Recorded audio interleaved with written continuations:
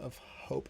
Hello, everyone, and welcome to Feast of Dice. I am your DM, Elijah Goodall, and we are getting right back into the little kind of alternate timeline break we've been doing from Castle Run that is still Castle Run.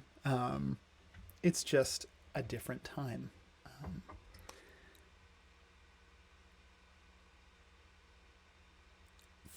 The recap from last time, we got to look at Nyx, Fauna, and Vox all as children together, growing up under the watchful eye of Eva, Vox's mother, and Balak, her brother, who has become not only an important character in Fauna's life over the last few years, but also specifically to Nyx, was the one that, alongside Perrin, brought Nyx back from the Nightlands within the confines of their Lunestone, releasing them once they were safe on the grounds of their home back right outside Asparia. And we are picking back up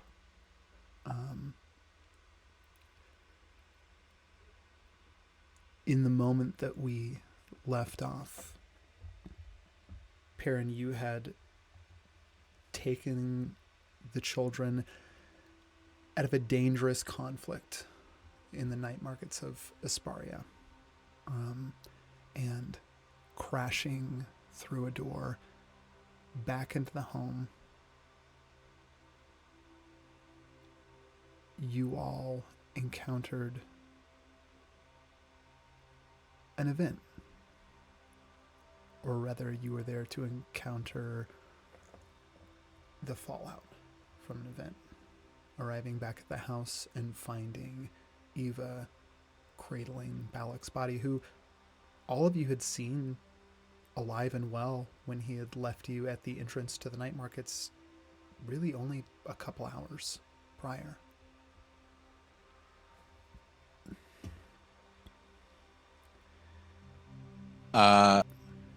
Yeah, Perrin is going to immediately step forward and investigate this body, because he is very confused about how Balak got back here, or why Balak is back here.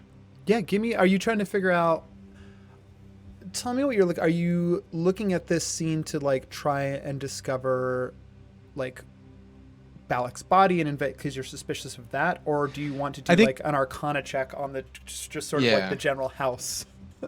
I think I'm thinking about how I'm saying this. I think Perrin and Balak have traveled together. They've gone out and done, like, Perrin goes out on his own quite a bit, but he and Balak have spent a lot of time together. So I think while Balak certainly has secrets or privacy, I guess, I think Perrin is familiar enough with his clothes, with what he carries. Yes. So Perrin is going to look for, right now he's looking for whatever damage has hurt him and anything that might be missing or anything that is there that is not typically there. Amazing. So give me an investigation check. And I'm actually going to say in this moment, I mean, Eva's here too. She's like holding Balak here on the floor in the kitchen. You got a nat 20 insight check right at the end of the last session to like catch the vibe. And I think based off of that, I'm going to give you advantage on your investigation. Okay. You mean investigation? And just to clarify, I feel like as a character, Perrin is like, the way I feel about this is irrelevant. I need to figure this out immediately. Like, he and Balak have been doing serious things out in the world, so he's like, we need to figure this out because there are children that need to be safe. Yes. Second roll was a nat 20. Fucking fuck. Wow. Well, shouldn't have given me advantage. I rolled a 6 on the first one. Okay. No, I like this.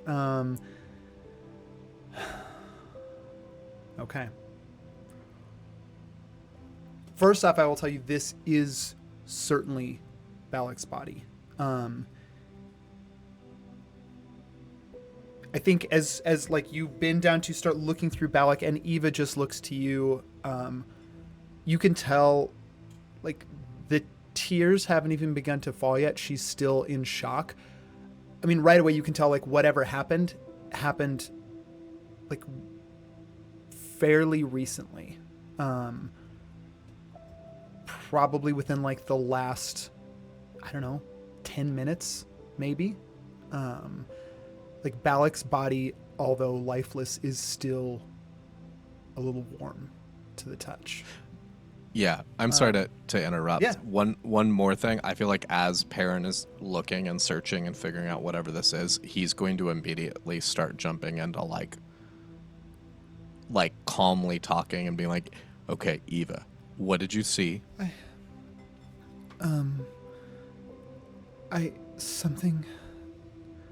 Something felt wrong. There was a presence on the edge of the garden. I know we have protection spells over the house, but whatever this was, it was making its way through them.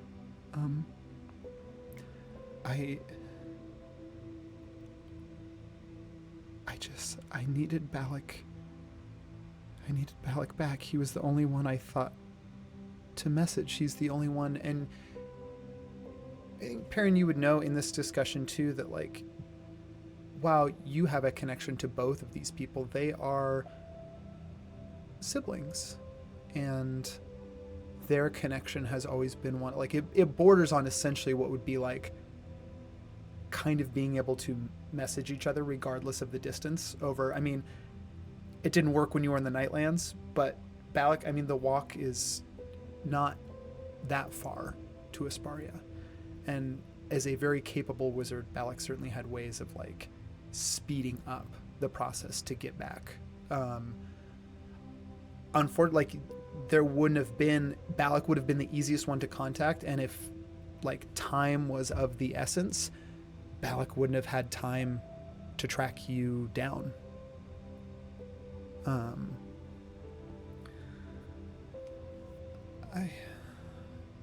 It happened so fast. He came back, and then whatever it was here. It was shadow. It was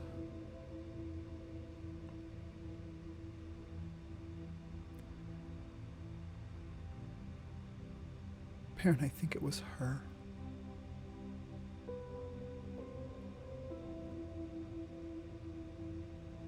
Fuck. On your nat 20 investigation check, you are like combing over the scene. You have all the information I already gave you. You start to search through the pockets. You find 3 things. One of those things is,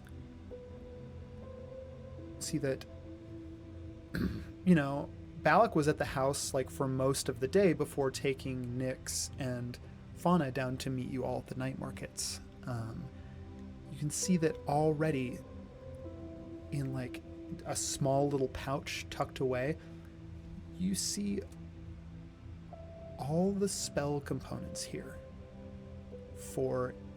Give me, even though it's a nat 20 investigation, give me an Arcana check real quick.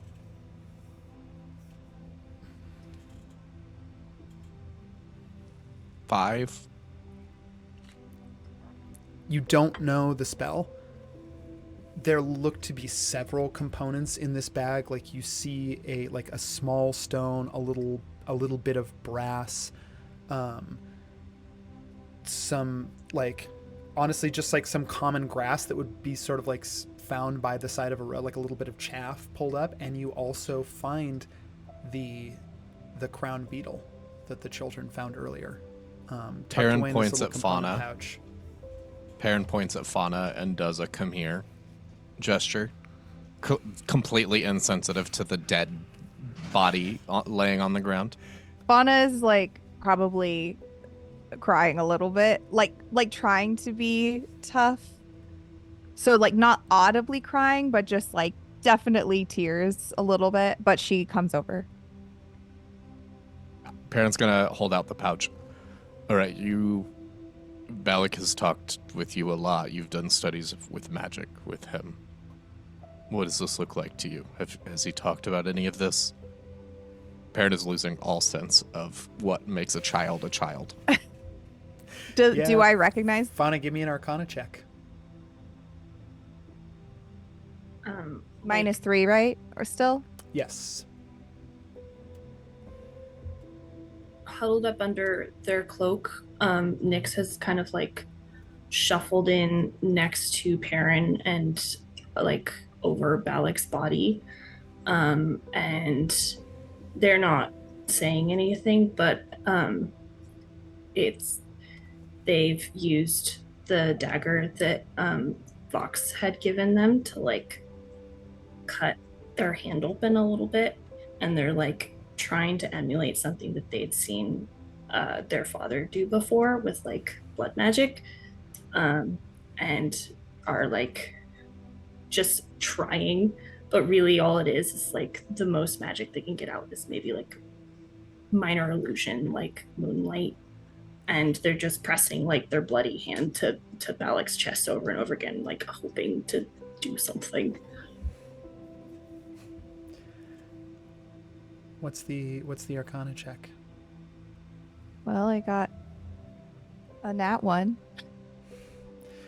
Nice. I feel like Fauna is so Yeah. upset that she's not really functioning. Roll a death saving throw.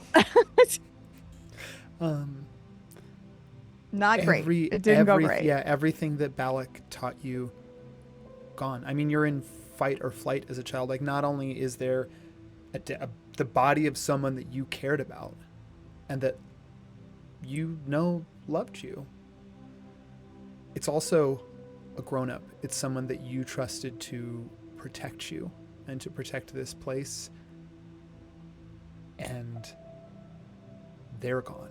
So if they're gone, what does that mean?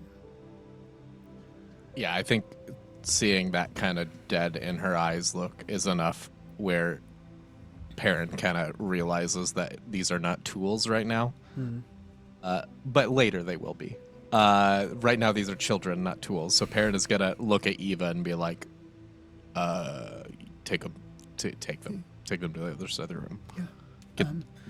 Stay in here. Don't wander away. Children, come.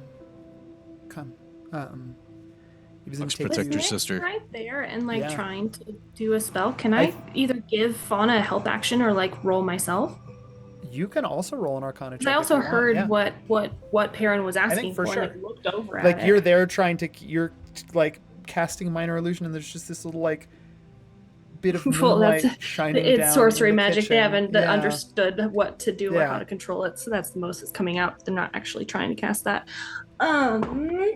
That is a 14. 14. You look at it and you know that they're components next. something, some kind of spell, but I mean, you're just not familiar enough with the components or the spell. You're also like, you come from a family of sorcerers, so you can tell. What I will give you on a 14 is that the feeling around these components is like, it's just missing one little piece. Fox Parents has gotta. just been sobbing into like Balik's shoulder Yeah, I and is think not letting go.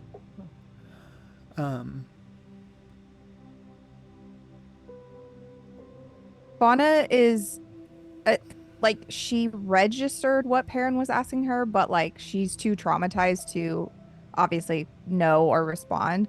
But I think like the additional then like feeling of letting Perrin down in not being able to help has like exacerbated how she's feeling already. So I think immediately after that, even before Perrin was asked, like saying to take us to the other room, she probably just like would has now run outside. Like she just is so overwhelmed that she is needs to like be away. yeah. Let me ask this before we cut back into the kitchen. How far does Fauna run? Do you go to a section of the garden, or do you just start running down the path? I think she would have some sort of, and maybe her and Vox together would have some kind of like secret place in, you know, whatever the nearby more wild nature is. That's like their little, you know, fort, their little Yeah. hideout. So she would probably, as that's like their little safe space. So she would probably go there. You take off and start running. There is a small section in the canyons nearby, kind of probably just like a couple 100 feet or so after the path to Asparia starts, outside of the garden here that surrounds the home. It's high up. You kind of get a look at like it was your spot, especially when you were really little, where I think you and Vox would go to like the lookout tower, the place that you would like go to pretend as children that you were keeping an eye over the house, making sure it was protected, and you would like work in little shifts to do it between catching bugs, and you head for that spot. It's only a minute or two away.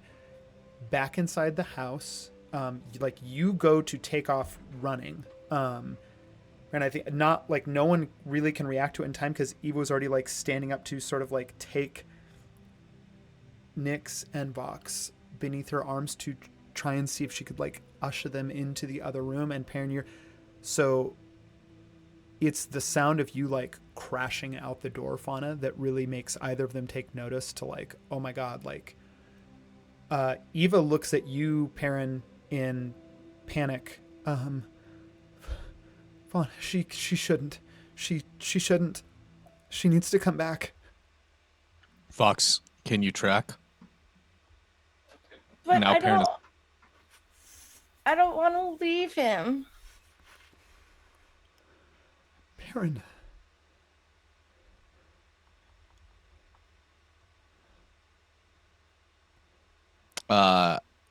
Yeah, Perrin is Perrin is about ready to start shouting. But he is trying to, like, you can see visibly on his face is slowing down, and he's like, whatever happened, Vox, look at me. Vox, whatever happened to him can still happen to your sister. So you need to go to where she is. You need to track her. You need to take your mom. You need to take Nyx. I will catch up in just a minute. Okay. Yeah. Nyx has Vox. already stood and straightened and completely wiped their face. And they are going to like throw their little hood up and just head out towards Fauna. Yeah, I think Eva like looks at you, Vox, and I mean you're almost 12 years old. Like you're not a small child, but like Eva looks down at you. Tornado, we have to go. Okay, Mama. I can find her. Come on. Eva takes your hand, and you are all heading out the door. Perrin, it is just you left back in the house. I will tell you the final two things that you find in the pockets. There was that spell component pouch. You see kind of jangling around in the same pocket a token. The token would be familiar to you. It is essentially like a baggage check token, almost like for a safe or for an item left at the Black Mountain in the care of Ingrid Saruk, the moth, who is like the archivist and keeper of the Black Mountain, that enormous curio pyramid, really. Like, I'm the largest, one of the larger buildings in Asparia, but certainly the largest collection of antiquities, arcane artifacts, all kinds of things, and also an extraordinarily safe place if you need to keep an object for any amount of time, really. And usually, you can either come back and present the token or perhaps give special instructions too. You've been there before, but this was a place that Balak would frequent. So you see a token means he dropped something off there. And perhaps Is that that outside of the city? Is it in the city? It's on the... God, we established this so long ago in Arc 1. It's like on the shores of the river that make up the eastern kind of border of the city in Asparia, where there aren't walls. And it is kind of like almost Gotcha. on the little downgrade towards the river. So it's on the outskirts of the city, but it is still in the city. You're all to the south of Asparia by 30 minutes or so. So you would have to go up, and you could Literally skirt around right and on not the coastline. go into the city. Yeah. But it's probably a little... It's probably about the same distance as getting to the night markets as it would be to get to the Black Mountain. The third thing that you find looks like just picked up recently, like maybe wow, but it's a nat 20 investigation check. Like, Balak, especially with the things that you were researching, Balak shared everything with you. So you trust fully that there's nothing Balak would have kept from you when it came to the pursuits of your quest and the information maybe he had obtained about it. In his other pocket, you find an old book. Nat 20 investigation check. Like, it's old enough that this most likely came from the Black Mountain too. It is not something that you would find at a regular shop in Asparia. It has that feel that, like, the binding looks like it's already been cracked, and you can see like loose pages that have come off from the glue. Preserved by arcane means, like, this thing should have been dust a long time ago, but someone kept preserving it. And a lot of times books like that find their way to the Black Mountain, because why would someone go to the trouble of artificially preserving the life of, especially, this looks to be almost like handwritten, like a small journal, just like a little tome. You pull it out. You look at it. On the front, kind of like embossed into the leather of the cover, you can see that like it's hand embossing. So it's like somebody hand wrote this whole thing out and then bothered to emboss it. It's not like a print of reproduction. Like, this is somebody's book that they wrote. And you are seeing what looks to be the original copy right here. Embossed on the front, you see the title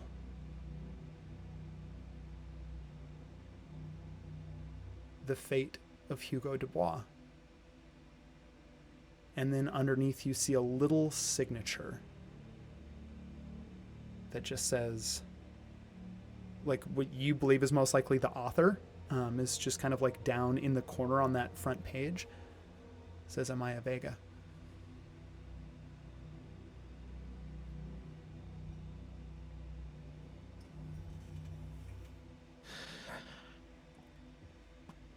Yeah. It's like, well, that doesn't look like anything to me. And he shoves it in his pocket.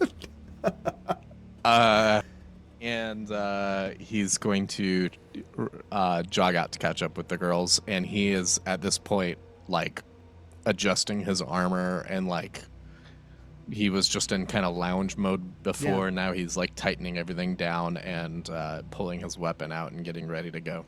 Yeah. You took those last couple minutes to, like, search through Balk's body, make sure you had everything. You're going out to meet the... We're cutting back. Fauna, you are, like, there in this... You see... I mean, right on your tail, really. Vox, I'm not even going to make you make a survival check. You know where Fauna went. You immediately go to, like, the lookout, as you used to call it. And as you're kind of... this little winding path leads up there to this nook. There's no real climbing to be done unless you, like, as a child, decide to take the hard way. But there is a little path that hooks back and forth to get up there. All of you getting up there, again, it is like we're a couple hours into night now.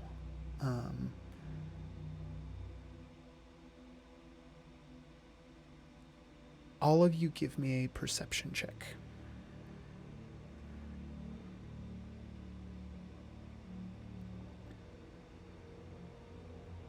Including me when I'm not there yet? No, not you. Everyone at 13. lookout. Okay, I've rolled so well. Okay. 17. Okay. 8. 8. Vox, you got him there. Like, really, this is just all you're focusing on. When was the last time that Fauna and Vox were at the lookout? I mean, I feel like I feel like they were just there, like yeah, 2 I was days gonna say ago. pretty Yeah. recently. Yeah. Like it's like their main like spot that they escape to or to, you know. It's like their own private spot. It's actually where we start with hide and seek. You have to count there. Yeah. Vox, you're looking around, like, there's something about, in the midst of a crisis, how even a space that looks so familiar can become jarring in the way that it feels. Like, you're in the middle of an intense crisis right now and a lot has happened, and you're looking around a space that should feel so familiar and bring back memories and feelings, and instead it is this disconcerting, like, this place does not fit the feelings that I am having. And it seems you seem wildly out of place here. Nyx, you're kind of like looking around, squinting into the night, like it's very familiar lighting for you. But it's a lot. Fauna, you're looking back towards the house. Lights are still on, glowing out of the windows, kind of illuminating a bit of the garden. You see Perrin, like, go to step out of the house, illuminated in the light of the doorway.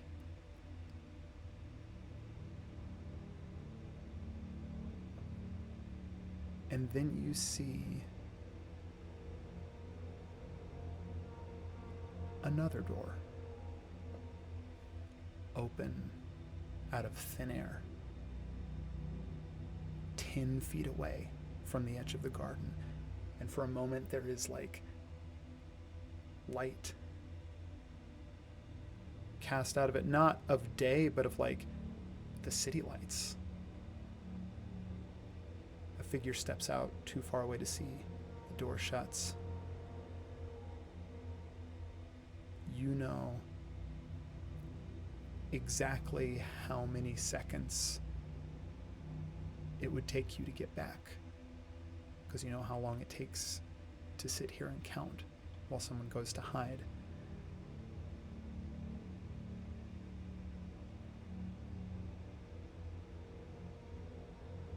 Perrin, you are, like, you walk out of the door, you go start walking through the garden.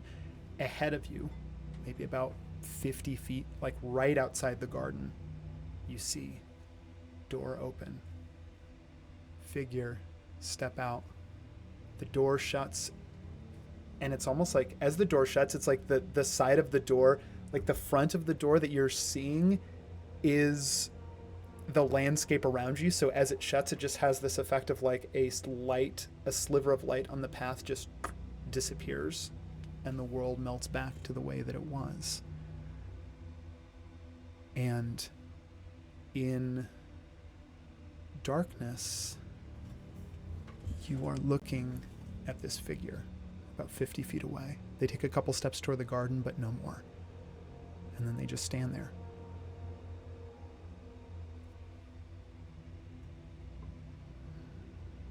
How far away am I? 90 seconds. How in feet? How far? In misty steps, how many? Ooh. Shush you. Let's see. 90 seconds, 30 feet around, but if you're dashing, that's 60, and I imagine you are running when you're playing hide and seek, so 66 seconds is 10. I mean, can I Misty Step is also what I was getting at. Thank you, Tyler. Misty Step is only 30 450 feet? Yeah, 450 feet. Hmm. The equivalent of 15 rounds of combat. And I don't have really any other. I can't use. Can I use auras or no? I don't have any powers. Oh, good. No, just cantrips right now as children. 15 rounds, 900 feet. I think she would want to try to do something because she already feels like she let Perrin down. And so she would Misty Step to however far. It's not very far, but like that's her only like instinctual thing that she can actually do. But like to get in her mind, it's like to get as close as possible so that she can yell to try to alert him. Okay. So Yep. like it's not getting her that much further, but it's Yep. as far as she can be to be closer so that he would potentially hear her if she yells her loudest. Okay. Hold on just a second. Oh my god, that's a 2 on her insight. Eva, as attentive as she is, there's that moment of like little swirl when you go to Misty Step. That smell of pine. Eva is not paying attention to that. There's like, and you're 30 feet closer. You're like out there in the open now, not up here in the lookout. That puts you, now you're 870 feet away from. It's more just like closer, the principle of right. like she's doing Totally, it. She's not totally. really even doing it on purpose. You It's like disappear. her magic instinctively just does it so Eva that she can try to get as close as cannot possible. help it. And as you disappear, she shouts out, "Fauna, no!" That rings out. Perrin, you are in the garden looking. You see the figure look at you. You hear faintly ringing out over the desert landscape, "Fauna, no." The figure look like you, even with, there's a sort of prickling intensity to the way that they are looking at you that even though you can't see eyes or a face behind the hood, you know their attention is focused on you until they hear that. And then they turn their head ever so slightly.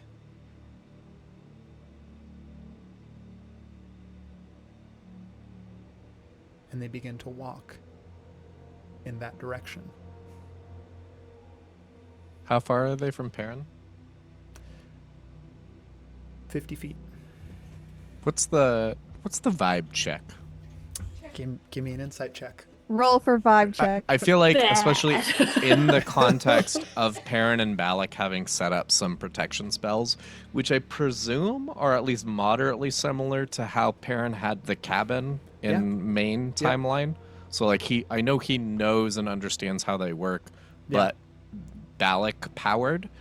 So yeah, based on that, how does this feel? Give me 2 Insight things. Give me an insight check and an arcana check. Yeah, obviously these probably aren't actually prepared, but he's like, if there's anything active he can activate, as far as helpful things that he and Balak may have planned out. Yeah. I'll let you decide. Insight is a dirty 20, and Arcana is a Jesus 19. Okay. Insight first. Vibes are real bad. I think that it is enough, and like looking at the cloak, even now that you're not in the light of the night markets within the city and you're out here like underneath the stars, there's still the dim light being cast out of the cabins. You look at the edge of the cloak. You just saw this person. Same clothes. Yeah. 19 Arcana check.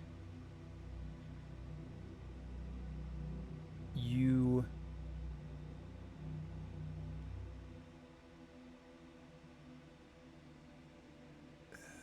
I think with that insight check too, like I'm gonna kind of like combine them both. There was a moment of hesitation, and you realize that like thinking back, I'm gonna piece it together with a little bit of the investigation too. Like Balak was dead, but Eva was fine. Nothing else in the house looked touched. In fact, Balak's like nothing. Balak still had the stuff on him. Like if you were coming, why would your job? Like why would you just come to kill one person and then leave? Why not wait? Or why not? The hesitation when the character first showed up. You think that in the space, whatever protections that were laid in place amplified tenfold through Balak's death and sacrifice, this character can't set foot on the grounds.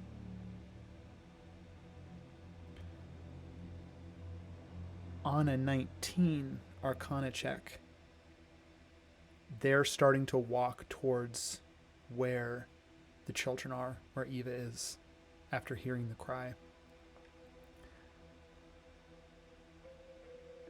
Even from here in the garden, 50 feet away, like unnatural in its,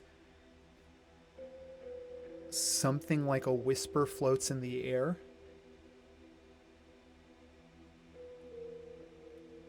If you walk outside the confines of the garden, you will be in mortal peril.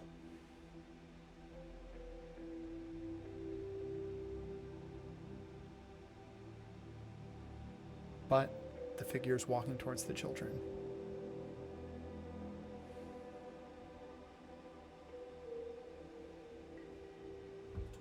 Really testing parents' lawful evil alignment there.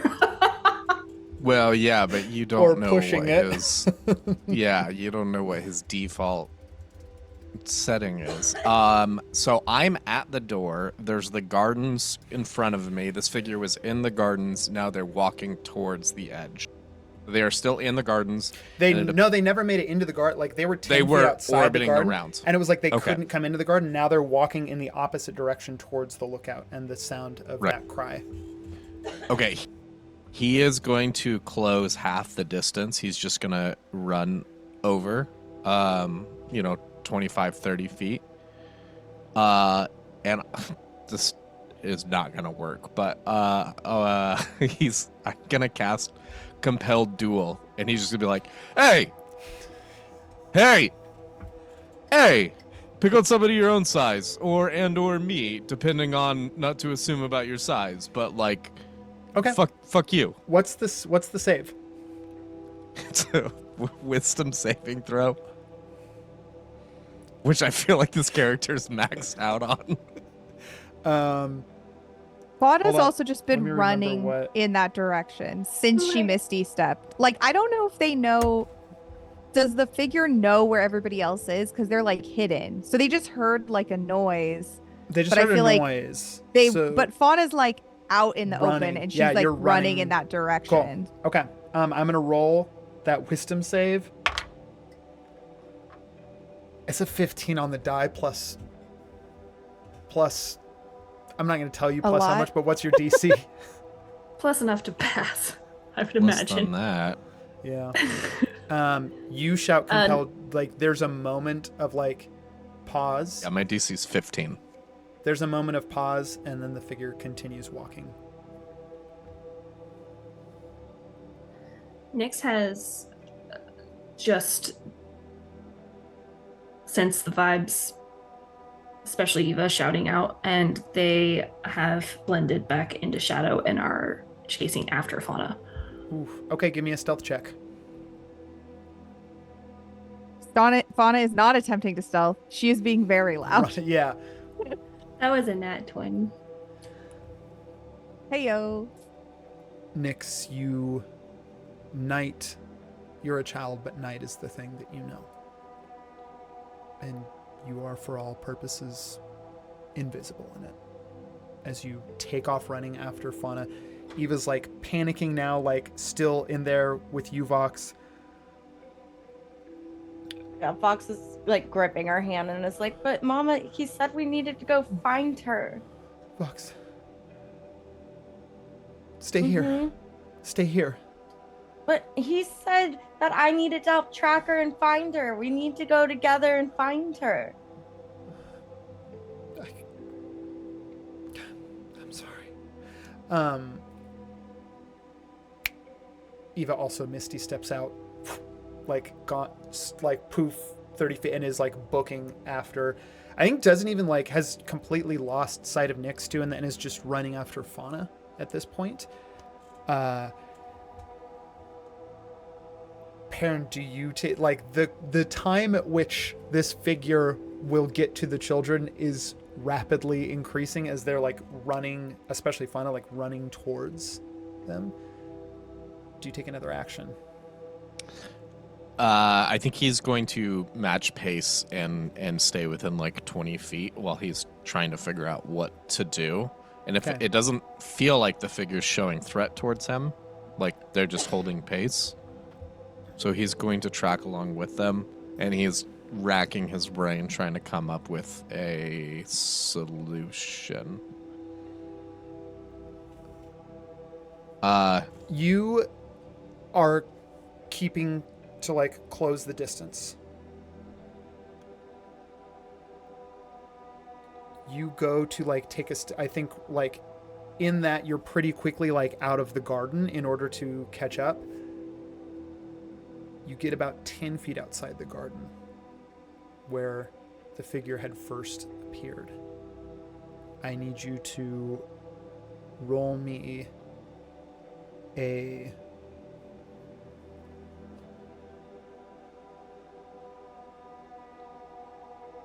oh my god, there's no roll to it.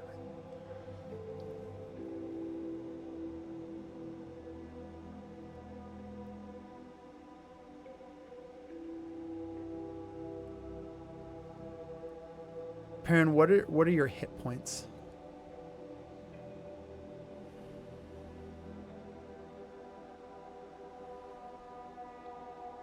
Wow, what a terrible question.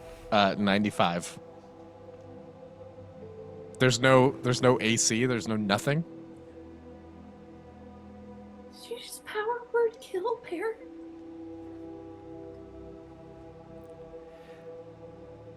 Perrin, let me ask this. The feathers that Cletus brought. Where are did you take the feathers when Cletus brought them and gave them to you? I think so. Probably Yeah. put him in a pocket. You step outside the garden. You're matching pace, like your mind racing. What am I going to do? Like, I don't know this opponent. I don't know. Like, they melted into shadow in the mid. Like, they opened a door without using a door, which is something that you cannot even, like, you've never done before. Almost like it's missing the components for its, like, the necessary things in place for the spell to work, and yet it worked. You step outside. You hear a whisper in your ear. Not enough. All of you, like, looking, Fauna, you're in the lead, like, running towards, I think you can see this shadowy figure pretty clearly now. You're just a couple 100 feet away. Behind, by the light of the house, casting on the garden, you see a black column go up that obscures everything behind it, and you cannot tell how far into the sky it goes up. It might go up forever.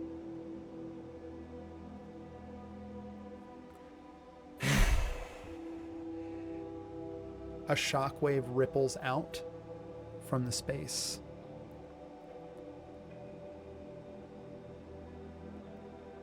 And Fauna, you see Perrin crumple to the ground. Motionless.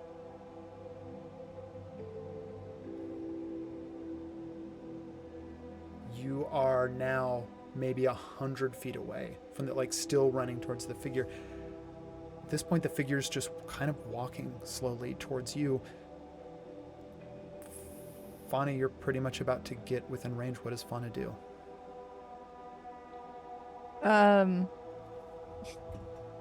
I think she has just lost complete control because she's already like a little bit of an animal, and she was already kind of on the edge, and then seeing Perrin crumple, I think she just would like push her over the edge. And I think, like, even though she's a child, her animal instincts would take over, and she just would, as soon as she was close enough, just like take a flying leap at this person's face, like with all her pointy ends. Yeah. You go to take a flying leap. Give me a wisdom saving throw. And you do -3 to this because you have proficiency in it, but you are a child, so your proficiency bonus is only +1. I rolled very badly, so I don't know if I need to calculate the number. I mean, as long as it's not a nat 1. No. Okay. Yeah, I'll tell you right. I mean, the DC's pretty high, so if you rolled bad, Yeah, I got a 4 on the die, so I feel like that's probably. funny, you leap into the air, like overtaking, like you saw Perrin fall. You're in all instinct at this point.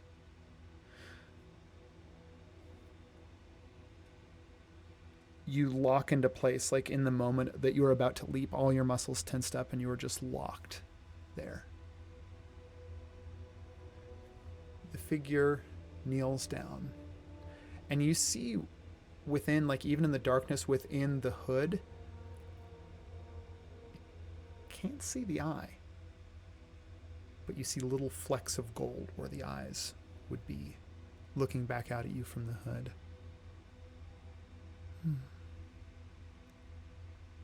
You have your mother's eyes.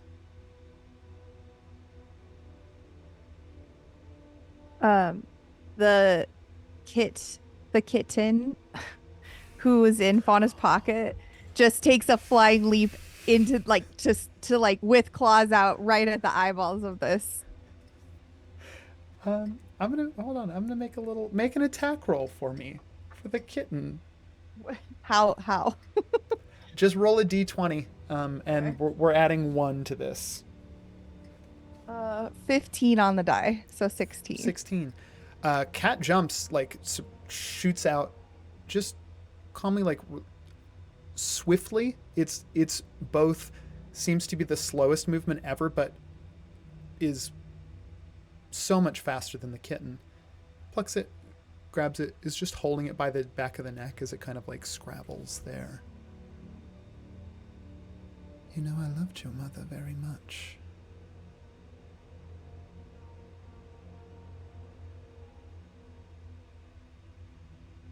I don't know if Fauna's really absorbing that.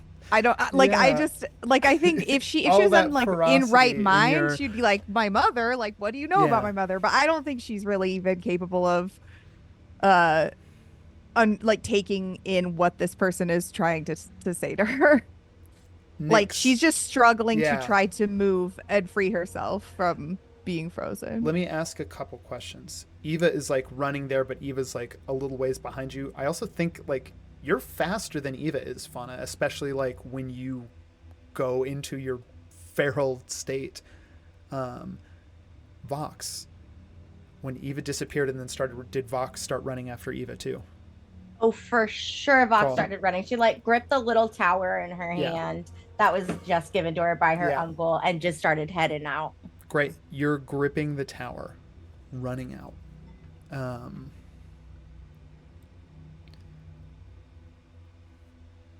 Nyx, you are close enough. You're right here now.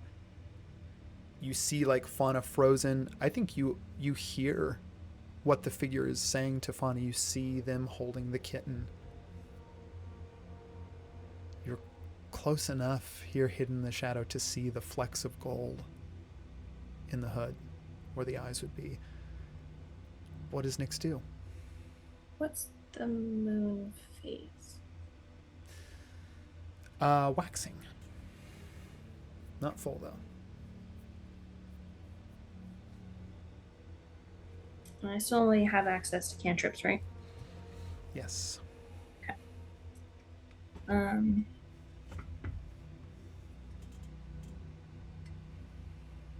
In that case,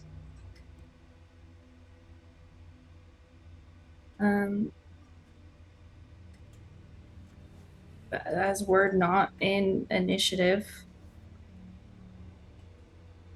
I think Nyx is going to just like fully running towards Fauna. Stealth, they know how to mask their footprints or the sounds of them, especially at night with all the wind in the trees and crickets and everything. And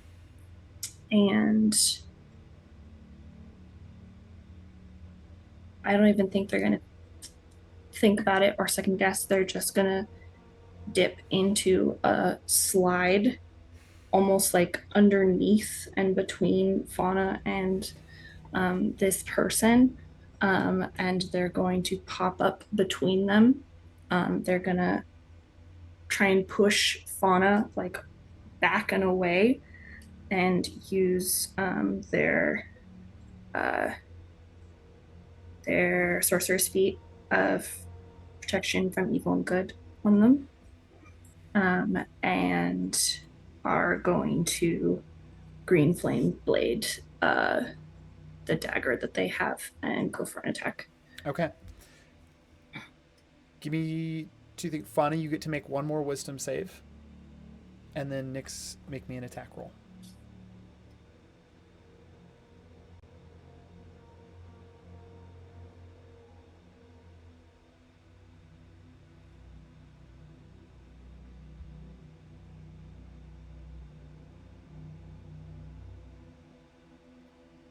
I got dirty 20. Okay. I got a 9. I'm debating if I want to add my favored by the gods to that. So we don't, I didn't keep any notes on last session. We have no inspiration or anything, huh? Mm-mm. Okay. I know it's not going to hit, but why the fuck not? Okay, 12. 16? 16. You reveal yourself as you go to strike. Fauna, you're not on a 20. You're not frozen anymore. Like Nyx's spell helps give you the edge that you need to push out of this thing. The figure is like you go to strike Nyx, and it just seems like it disappears into the cloak itself, but it's like you can't even see your hand. It's like it's just gone into shadow and met nothing. Eyes still looking out at you. You see they narrow a little bit. Even Vox, you're within closing distance now. You see the figure. Both, I think because you're close enough, both Fauna and Nyx give me perception checks.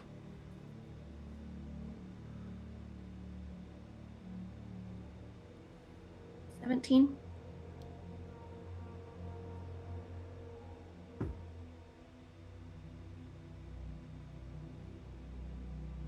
$19.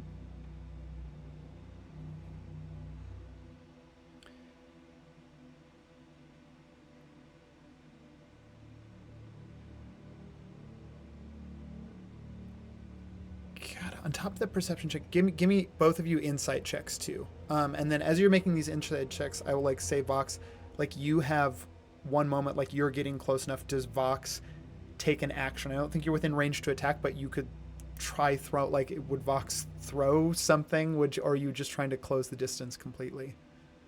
I think Fox is just trying to close the distance, but she's like yelling at the Yeah. top of her lungs, like, you don't belong here. You need to leave. And she's like, leave my friends alone, just shouting as she's running. Yeah. Um, Give Vox, for you, give me an Arcana check too as you're yelling that. I only got an 11 on the insight, but I think as like their hand kind of disappears into the cloak of this thing, and presumably they catch their hand, Baby Nyx is just gonna wink and say, "Made you look," and try Hand of Radiance, so con save with their other free hand.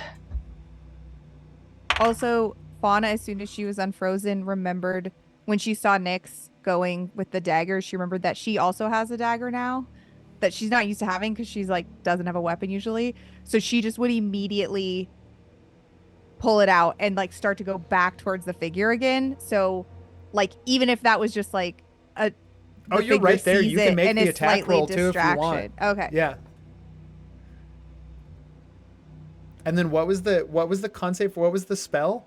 Or the Hand of Radiance. Hand of Radiance. Lovely. Wait, is it just what's the attack again? Is it just a straight D20? You'd get to add your dexterity bonus to it. I got an 18 on Arcana. Amazing. Okay. I got 21 on attack roll. The vision of 8-year-olds with daggers trying to attack an Just adult attack. is really Yeah. Oh yeah, that's Um, why we're doing it for sure because it's hilarious. But wait, the dagger that Fauna was it just a regular dagger? I don't remember. Or was There was it- some discussion about whether these were magic or not, but I don't know if that ever Was got it the one that answered. Perrin gave you, or was it one that Vox handed you? Yeah, it's plus 20 against spooky people. Cool. Spooky Oh, people. sweet. I would Perfect. classify more. This is like apocalyptic people, so it's That also. Okay. I'm gonna. But yes, it was the one Perrin. All this is From hitting Perrin. at once. Nyx, made you look. Hand of Radiance. Nat 1 on the con save.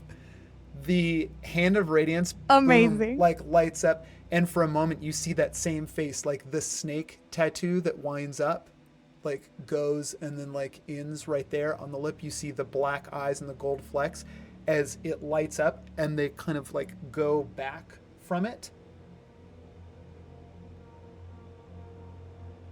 Fauna, what are you going for with the blade? Like exposed in this moment, you can see the neck, you can see like kind of the shoulders in this low cut of the robe and the collarbones right here. You see the face. I think she's still just like the eyes seem to be the source of the I don't know. She just like has a vibe about the eyes, so she's just still going for the eyes. Or I guess one eye since it's a single dagger. You go for the The eye. right eye. Yeah, you go for the eye and like just kind of like it's you. Balak has been teaching you magic, not how to use a dagger, but you've watched Vox sometimes. You go out with the dagger, like in that moment of being blinded and like looking back with the eyes kind of like rolled back, and you see the flecks of gold across the right eye. You see like the flecks go out as you just like cut into the eye and across the face.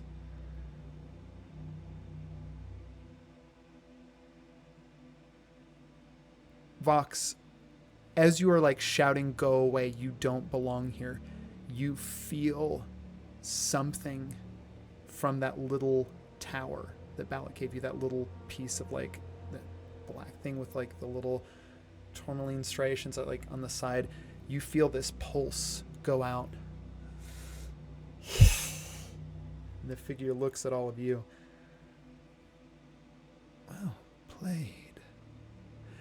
Behind them, there is a column of fire that erupts and lights up the night sky, engulfing Perrin's body. And in an instant, the figure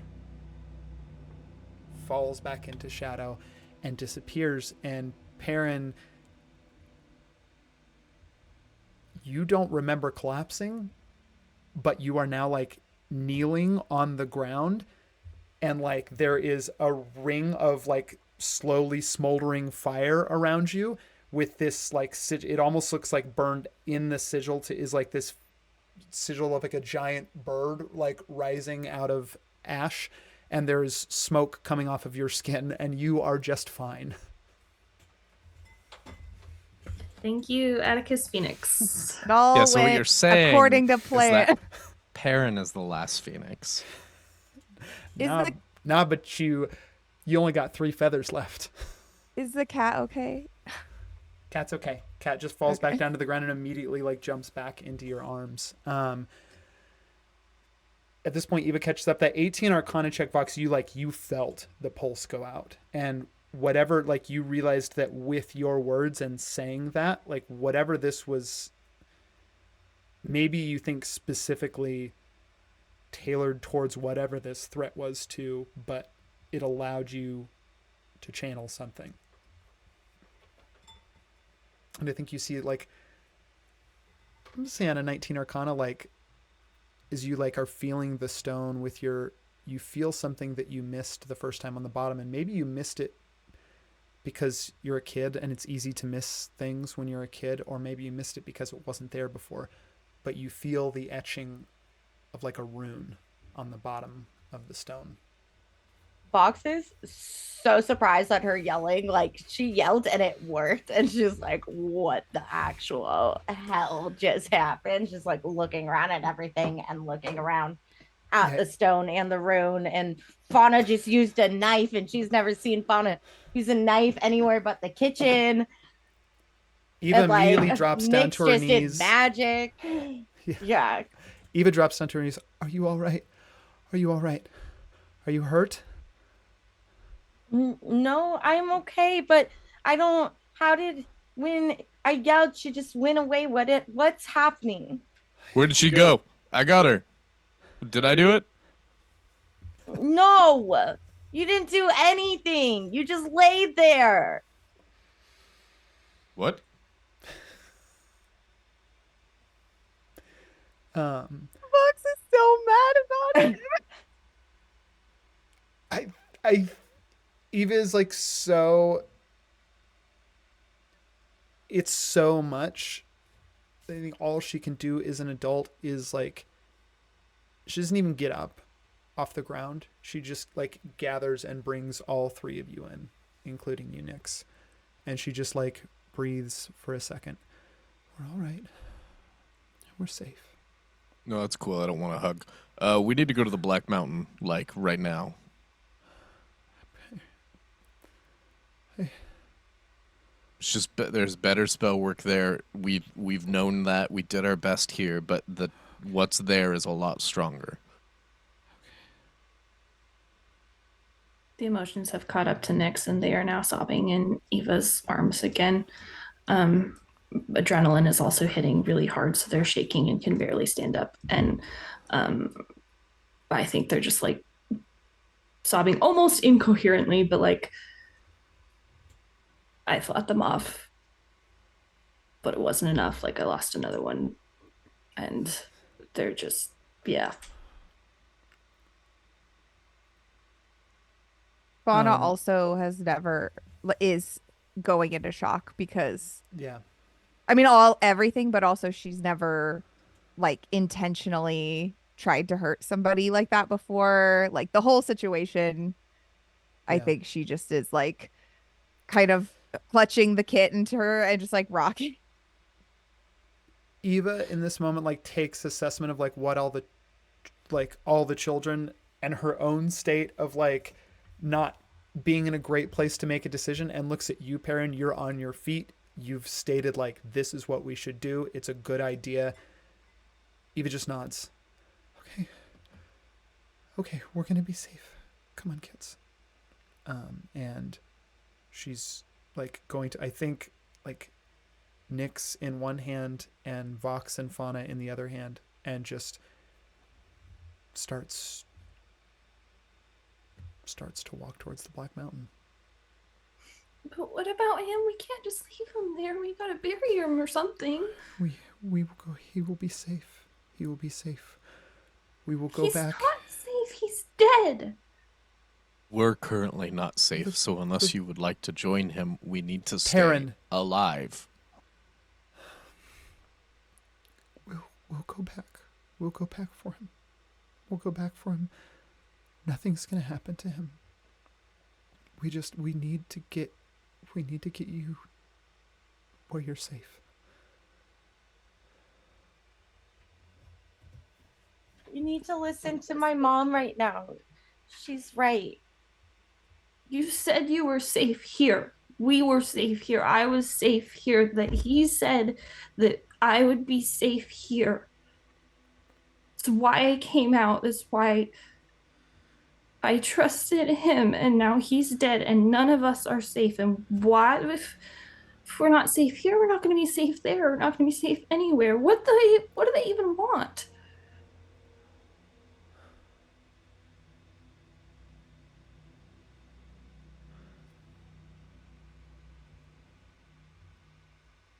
My brother is not here anymore.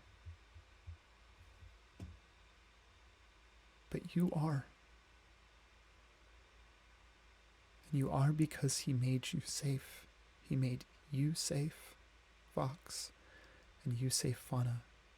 But we have to go. We have a friend. It's the safest place we could go. There's nowhere else nearby safer.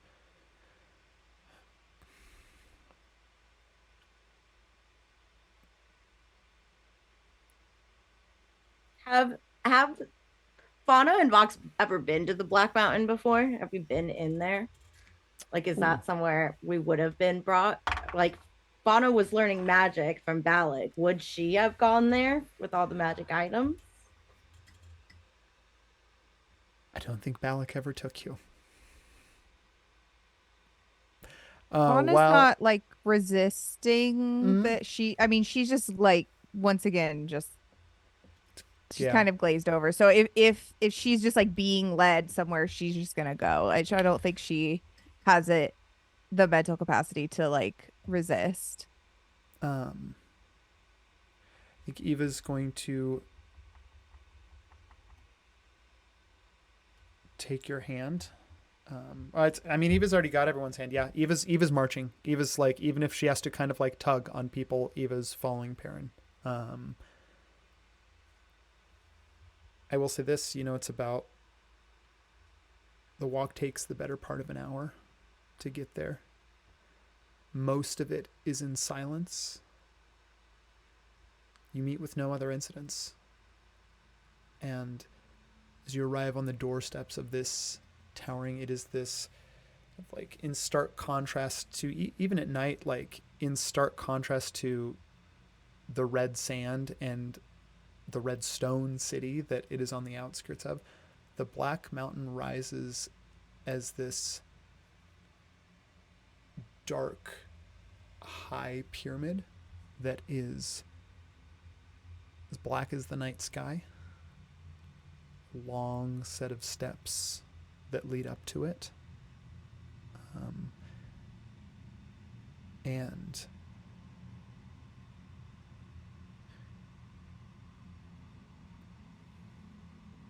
Perrin, as you approach the door,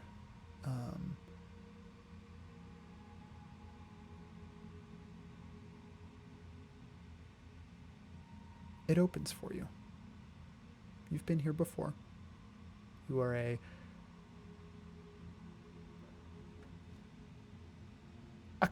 like a trusted customer, and so it opens to you. And these people in your care can enter as well.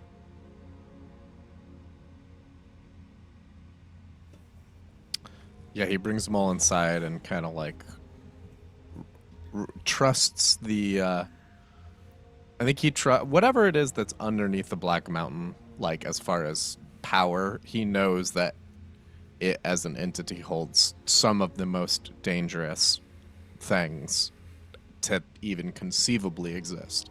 So at that moment, paradoxically, feels completely safe because he knows how well this place is set up to kind of deter these kinds of issues.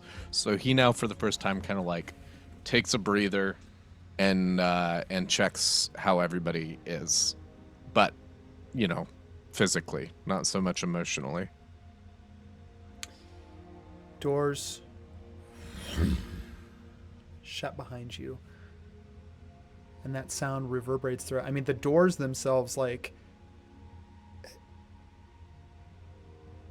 I guess, emotionally not feeling safe. Like, these are massive doors, though, so truly, like, a physical space that would feel safe. Like, it'd be hard to imagine something breaking down those doors. Standing here in the entryway to the Black Mountain, you can tell, like, high ceilinged above you, but again, there are multiple floors. You see kind of like staircases carved into the sides that go up to different levels. This first initial level is pretty sparse, not a lot in here.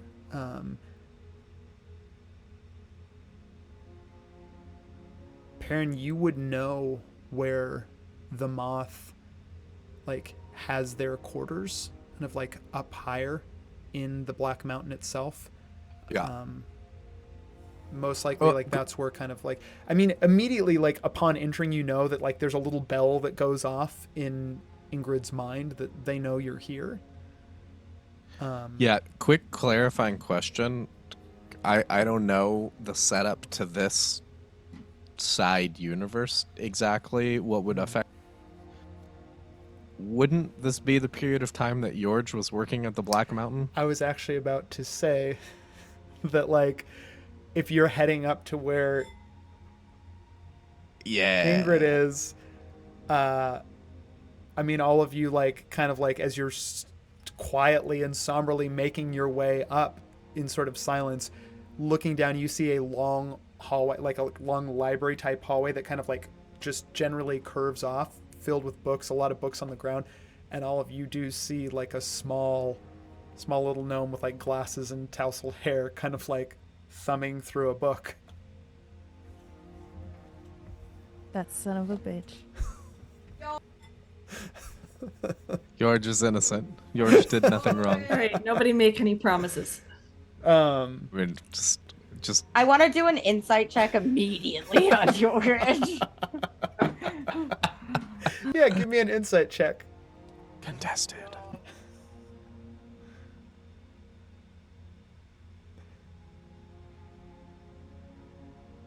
I rolled a 6 every time, so 7. Amazing. Yeah. I can take the helm on this one for you, Tyler. This little gnome's just looking through books. Fuck that gnome. George looks up and waves in a friendly way. Do any of you want any sandwiches? No, we don't need sandwiches. Fauna's like sort of coming out of her stupor, and she's just like tugs at Ava's sleeve and is like, I could eat a sandwich. Nyx just has the wide, dilated pupil eyes of like traumatized. Okay.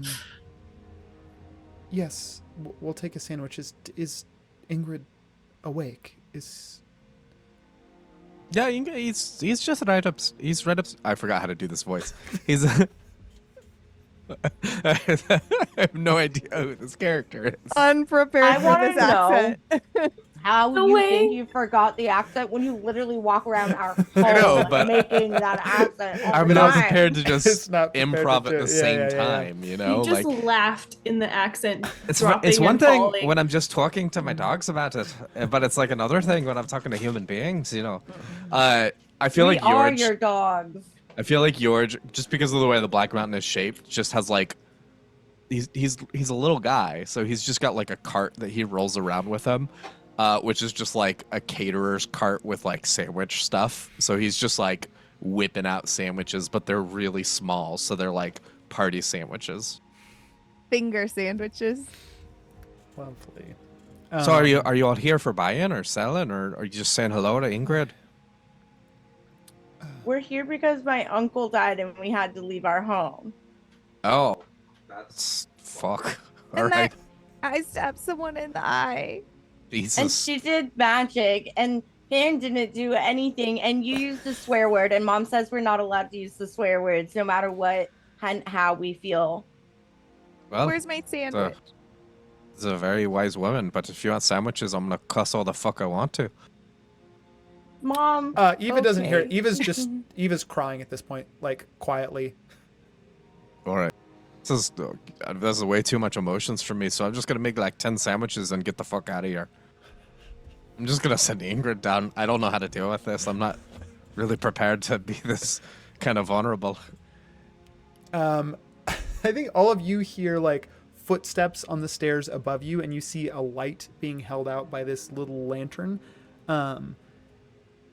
And all of you see Nyx wouldn't be your first time, because they are Palomio, or like moth folk are Orethkin.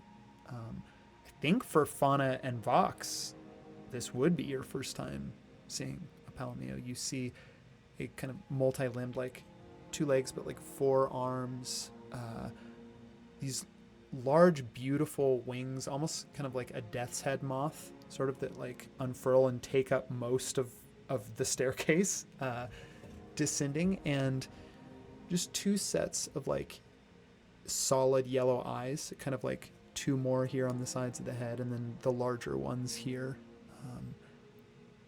A very wide mouth, but like it's not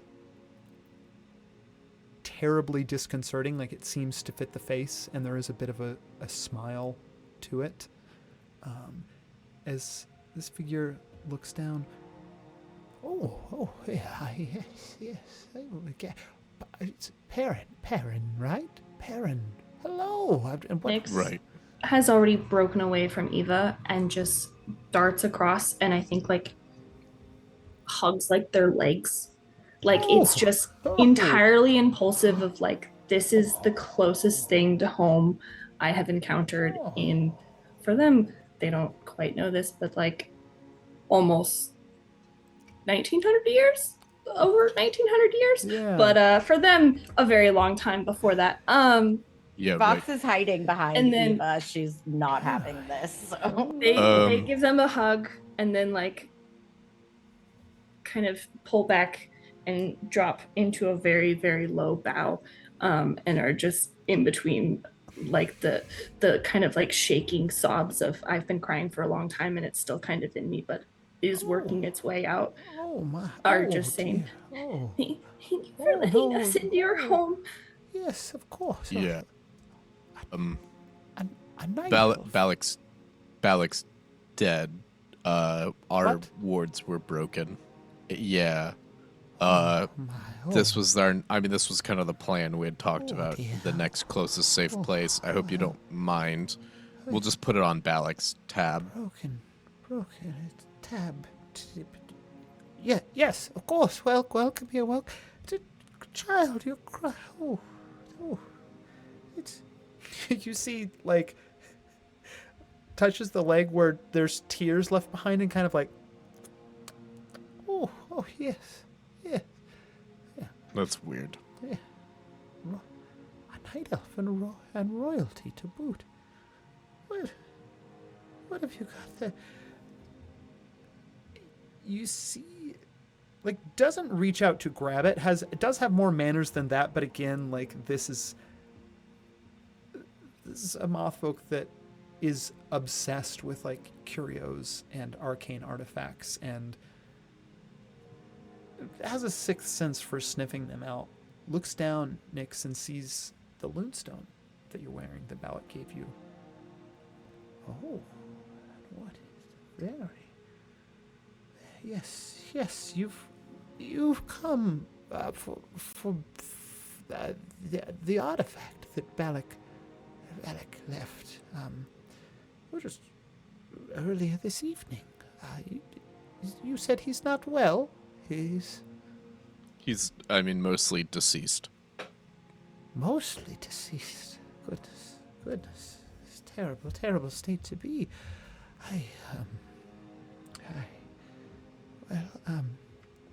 Come upstairs. George will fetch some sandwiches. George, fetch us sandwiches.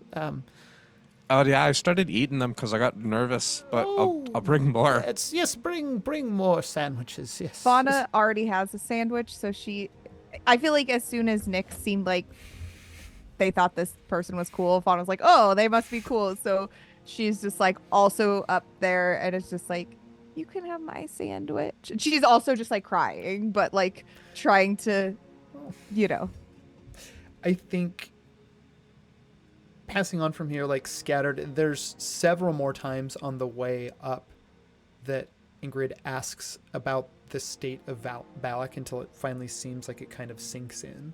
They're just sort of worrying and fretting the whole time and casting glances back at you, Nyx. Takes you up like the highest point in the pyramid. You see what is most likely their like cozy little, it is just fraught with like absolute there are places in the Black Mountain that are incredibly well curated and minimalistic, and there's plenty of space to showcase the artifacts. Ingrid's room is not one of them, and it is hoarder central. So you see stacks of books and old sandwiches next to what are probably 1,000-year-old artifacts that he's been perusing through. But takes you up past that top level, and it is just this is the peak of the pyramid, basically. And up here at the peak, Nyx, very similar to, you only got to go in a lighthouse once when you were a child, and your fathers took you. But similar to that, up here at the peak of the tower, it is this translucent dark glass. The entire, so it comes to a point, maybe 30 feet above you. You're standing here on the smooth black floor, but all around you, the peak of the Black Mountain of this pyramid looks like it's made in a night glass. You can see the constellations shining through the same way that you would back home, and kind of dappling these little patterns on the floor. Yes, I hope sandwich is enough for everyone, and I'll send someone for Balak. Do you wish him brought here?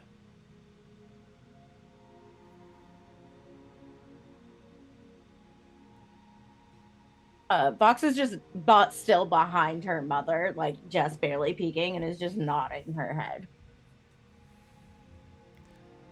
Yes, I'll send someone. Make yourself at home. You're welcome to stay. Any customers welcome as long as they like in the Black Mountain. Okay, so we can just stay here then. That's cool. We're completely safe. Yes. All right, let's go ahead and let's talk details. What kind of safety words you have? So this lady, she's just like showing up, right? Like she's just appearing out of midair, right? And she couldn't enter the grounds, but she's I don't know. She killed Balak. Balak was dead. She had a snake What? on her face. Oh, Oh, Perrin turns around my. and for the first time in like an hour remembers the Loroku that's clinging to his back. He's like, fuck, yeah, this guy. Fauna, will you name him or something? I don't know. Teach him a trick. I think Nyx knows more. I feel like Nyx should do it. What? Okay, fine. I don't care. That's not. Drop to their hands and knees in front of it and are like fawning over it. Like it again, same reaction as the Palomino. Like this is home. Not only is this home, this is like the coolest fucking thing that they remember seeing as a kid. Like Yeah. it's a baby, clearly, but like Give me an animal handling with advantage.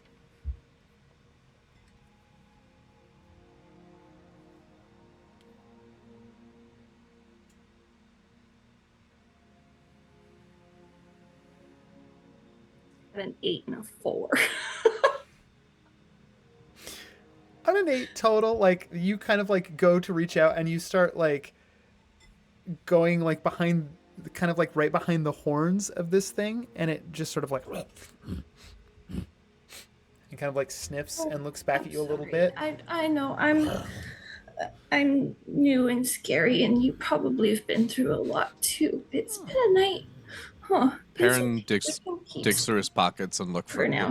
to Are see you if he has any hungry? leftover caramel apples. You want a sandwich? And hands a caramel apple to Nyx. Yeah, you hand. Nyx has already been pulling out. They don't eat meat, so they've been Yeah. pulling out the meat out of their sandwich to feed to it. You see it kind of There's taste it for and- sure some jam sandwiches. and then you hand the little piece of caramel apple over, and immediately it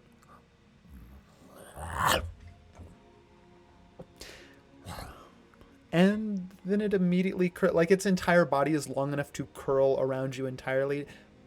Nyx, it just kind of curls up and puts its head down and immediately starts like They do that thing where they just like fold over top of it, so they're just Yeah. like a tiny little curled up pile. I think they're just stroking it and still kind of quietly crying, but it's mostly to just like the little shuddering like of the sobs that are now completely emptied. Yeah. We're going to. One last thing happens before we kind of like, as everyone is starting to like settle in. Indrid has like. It's assured Perrin that like you will be safe. You can stay as long as you need. You've been a paying cut. Like you, the way that Indrid uses the word customer is not the way that anyone else uses it. It is like you're a welcome guest here. It might because you have come and shopped here before, and like his love of this place and these things in the place, if anyone comes here wishing to buy one, that he immediately just feels, whether it's true or not, that they must be a kindred spirit, because they are also interested in these things, and leaves you to your business.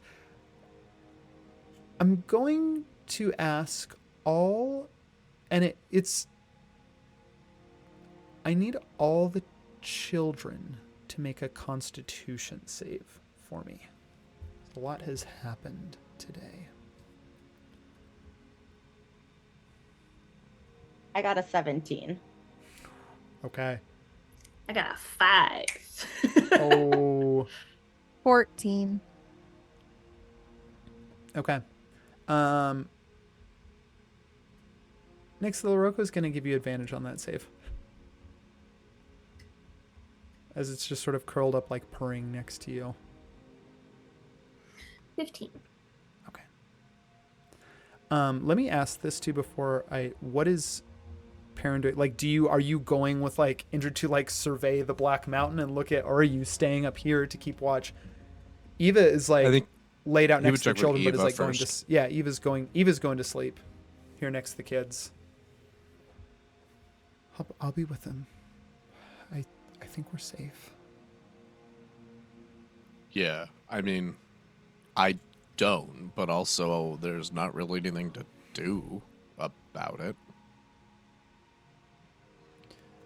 We're not safe here. We're not really safe anywhere, so that's fine. No.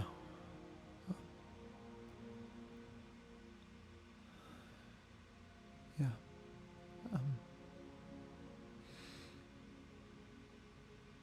I think we should. I'm gonna get some rest. I'll be here with the kids. Do what you need to do. Yeah.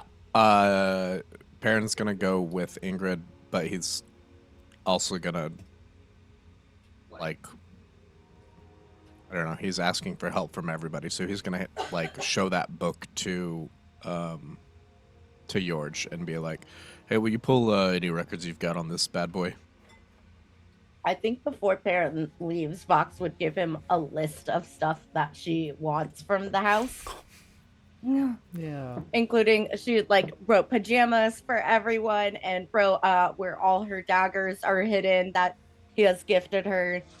She put Brightburn on there because he's assumedly still at the house. Yeah. And she puts the like paint on there and like personal items that are Fauna's as well. Okay. Before we go and break, I'm going to narrate this last little, because then we're kind of like skipping past from this to like move forward a bit.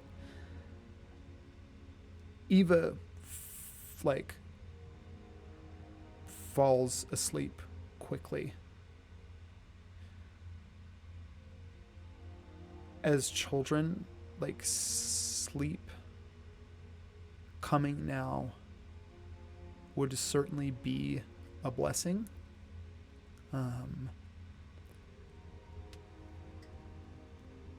Instead of that, though, there is a different blessing that happens, and I think all of you, those constitution saves are all high enough, not all of you fall asleep right away with exhaustion the same way that Eva has. About 5 minutes, I think, after Eva falls asleep, and it starts to get really quiet in here, like, Eva's asleep. There's the sound of her breathing, but also, like, the sound of the, like, Loroco, which is a much louder, like, even for this little baby creature. Nyx is hanging on to it like a teddy bear.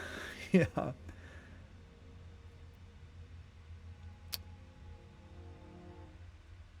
Nyx.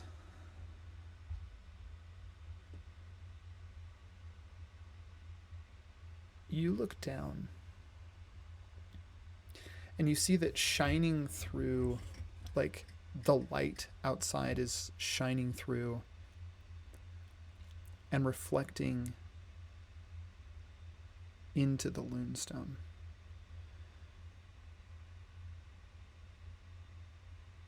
And you see, like, looking at it, the moonlight shining through it is illuminating almost like constellations inside of the Lunestone.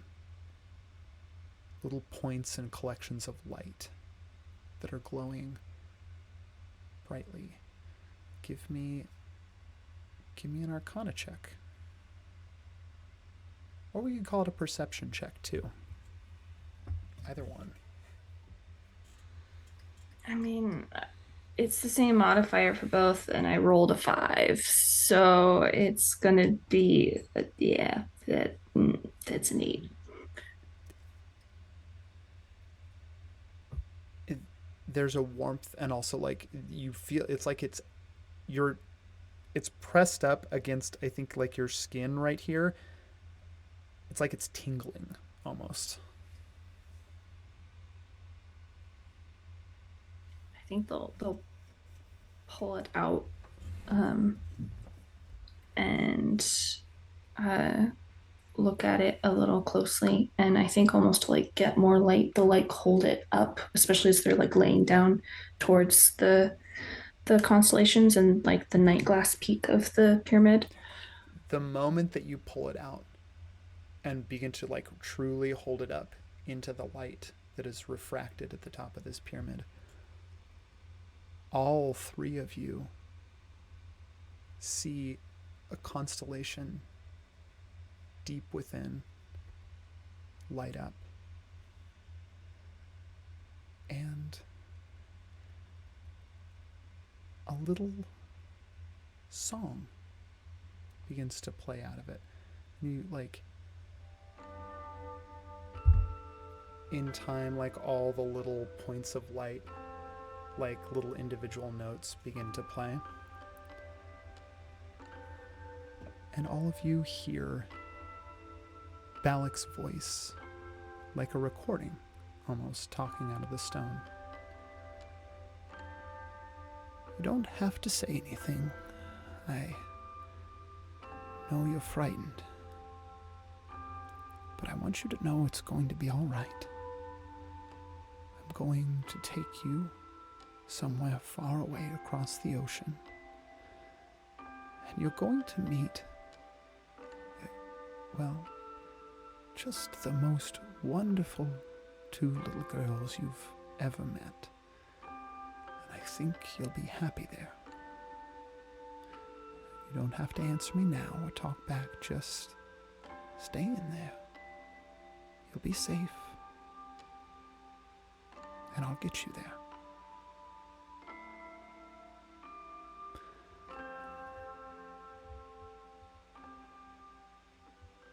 That Is what Nick slept to every night. is what Balak said to you when he first found your stone. Yeah. On a night where the moon was exactly like this. And you hear that little song like continuing to echo out, like a little, almost like a little lullaby that he had infused into the stone itself to like play to you. And you did for every night, which was like almost, I mean, several months that traveling through the Nightlands, like with the Loonstone on him, every night that song would play.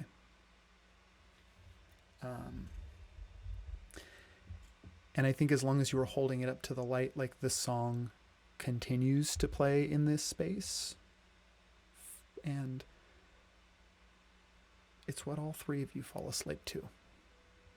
They kind of like in an effort to muffle the sound a little bit to not keep the others up, they'll like somewhat cover it with the cloak, so like it's almost like amphitheater inside around them, but like just enough light for it to come through the stone. That thing plays for a very long time. Yeah. And I think all 3 of you, like, heads there, all sort of fall asleep together. The LaRocco's like intertwined between all of you. It's sort of shifted in this point to like, it's like the back half is like sort of laying over Fauna, and the like shoulders kind of like leaned in, and there's an arm draped over Vox, and then the head is just right there on Nyx's chest. And that is where we're going to end this little scene. We're going to go on our break, and we'll be back in like 10 minutes. So sweet. This is so sweet. It got really dark.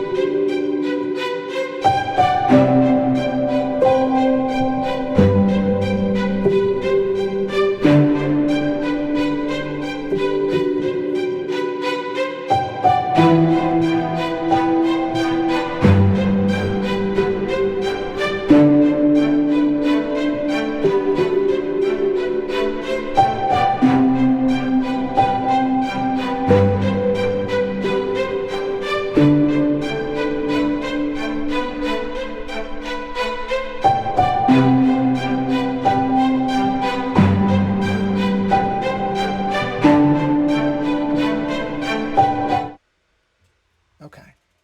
And we're back.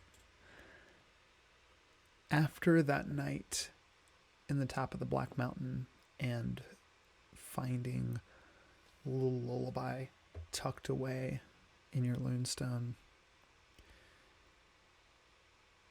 Nix, I think you learned pretty quickly over the next few weeks that each different phase of the moon that you expose that to, like, you can still hear, like, the lullaby is still, it's like this thread that ties everything together.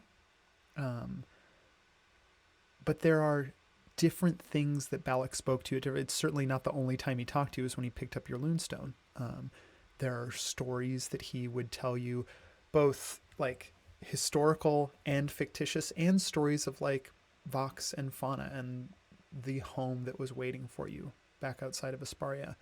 And each night that you expose the Loonstone to that, you get a different, there's 20, 25 days, 25 like phases of that. There's a different one for each one on here. It's like a little diary almost of like Balak's one-sided, albeit, but talks with you. A little collection of voicemails. Yeah.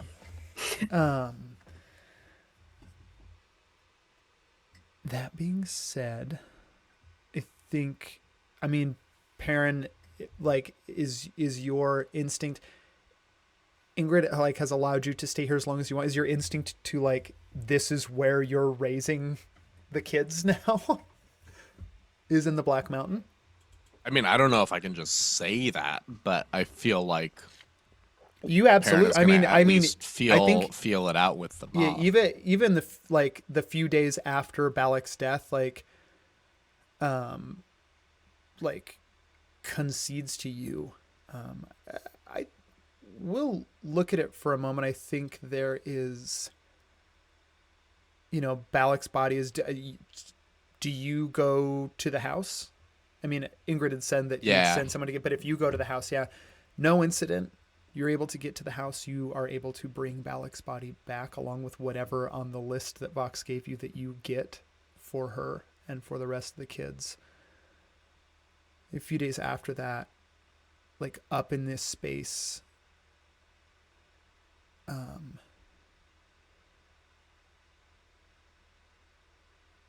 Balak is laid to rest. There's a little ceremony for him.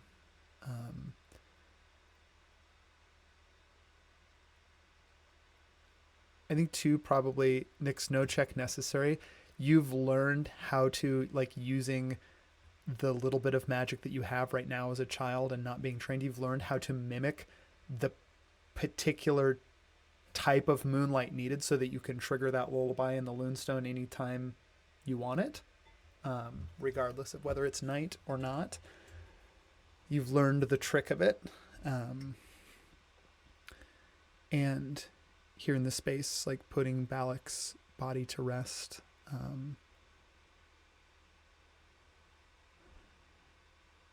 think probably other than like tending to all of your needs, like, but especially Vox, but like all of the children's needs and like making sure that you have sandwiches and water and have what you need, and that like you feel as safe as you can, like navigating this massive space. Eva remains pretty quiet after that night. And so kind of the first thing that she says that isn't just checking in on the children or sort of blankly nodding at Perrin when Perrin suggests an action that needs to be done is to lay Balak to rest.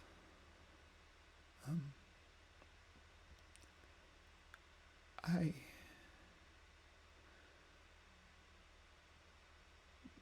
brother sacrificed a lot to try and keep us safe, to build a future where we could be and where you children could become.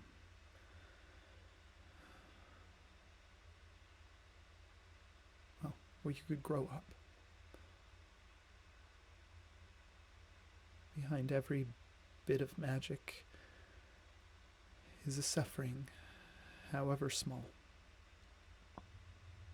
And with each small pain comes a greater understanding. And Balak understood a lot. What we do with that magic defines us. You lived well, brother. And I'm sorry that you're gone.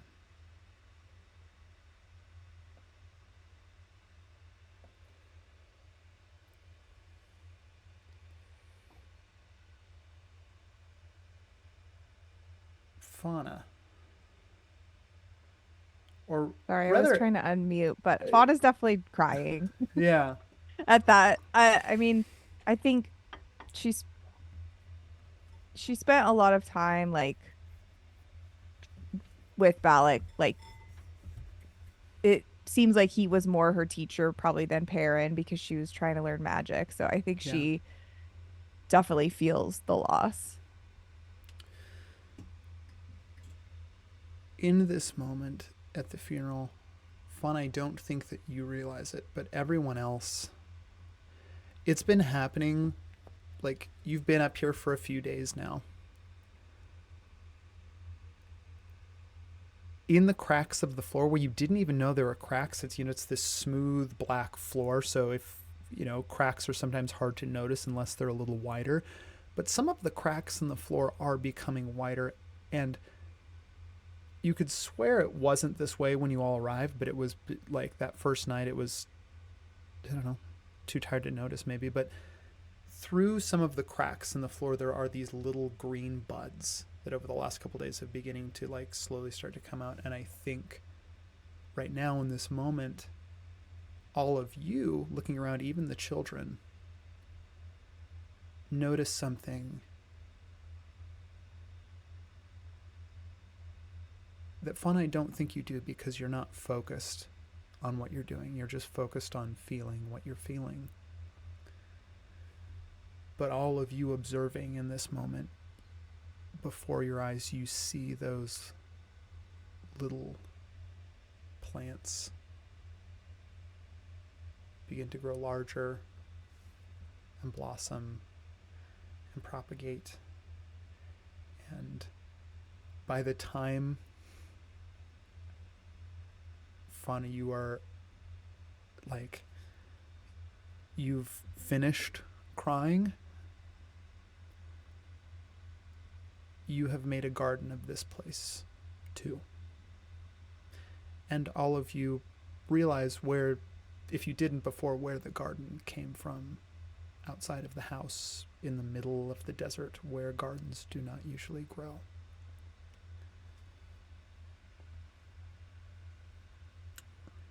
Next is gonna come up to the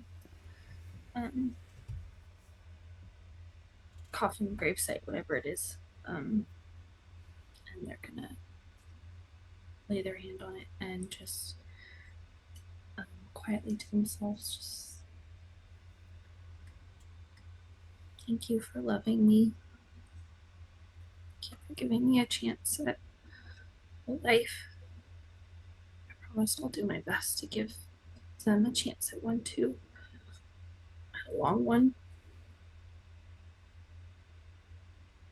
And almost like kind of calling back to like their words. They'll smile to themselves and just whisper, you don't have to respond right away. But you're safe now. I love you. And they will press their forehead to it in a sign of honor, and just back away. Give me an Arcana check.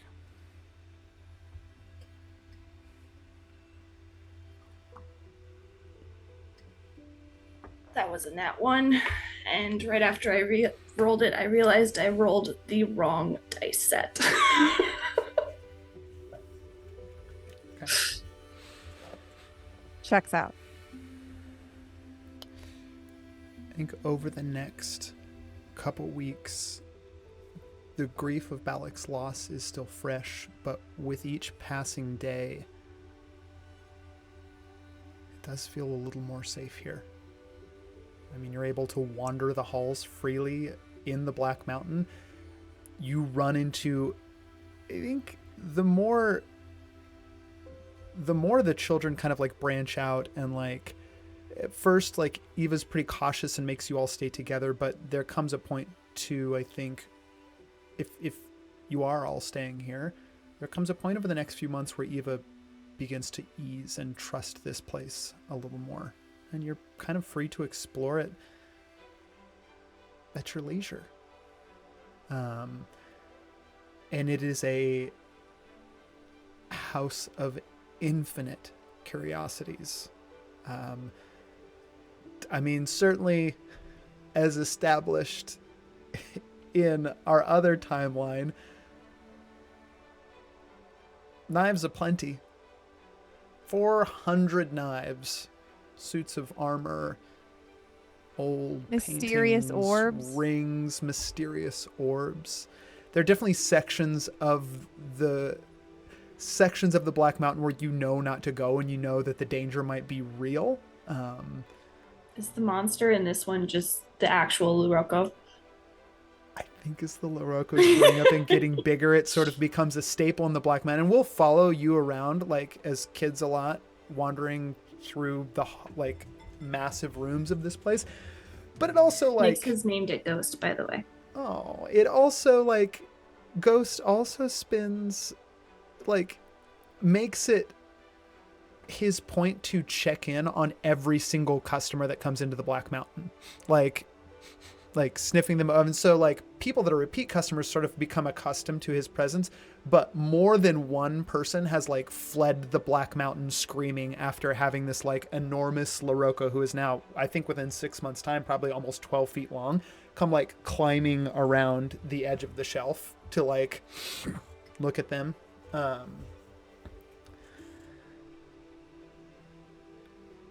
Let me ask 2 questions. I'm going to ask, what do the children do during this period of time, like over the next 6 months here in the Black Mountain? And what does Perrin do over the next 6 months? I personally feel like Vox has just been trying whatever Curio's like together, fit everyone's like the girls' personality, tried to like put together a room to kind of simulate the same one that they had back at the house. Yeah. So a lot of that in her free time. And I think she's also, if Perrin will allow, still been like trying to train with him, probably nag him all the time now, even more so than she used to. Yeah. Vox, there's a day, it's a couple weeks after the funeral, but there's a day that Eva comes to you.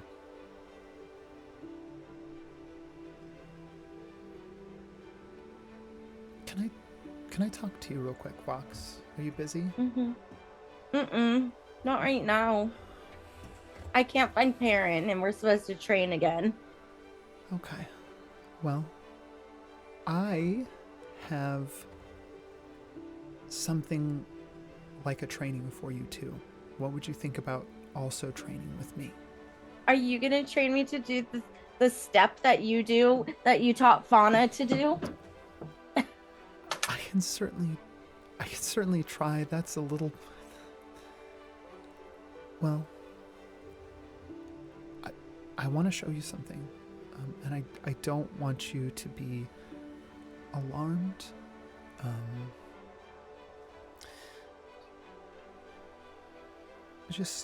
And you can see, holds out her hand, and like you see across the surface of her palm, before Fauna came to the house, so when you were really little, like it, you know, around probably like 3 or 4 years old,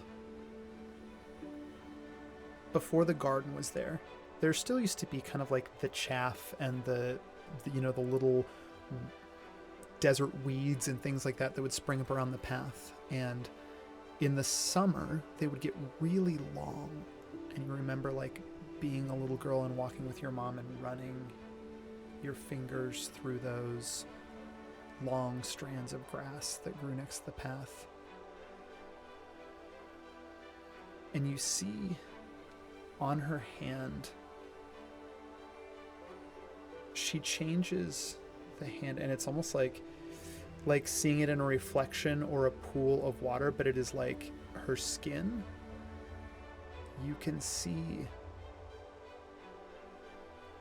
just waving like those fields of desert grass in the palm.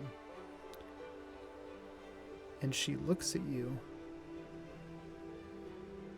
and you see mirrored on her face as she's looking at you that same kind of like shifting pattern, blowing like the desert grass. I think Vox like reaches out and touches her mom's face, very nervous about it, but also like not afraid because her mom's not reacting in a way.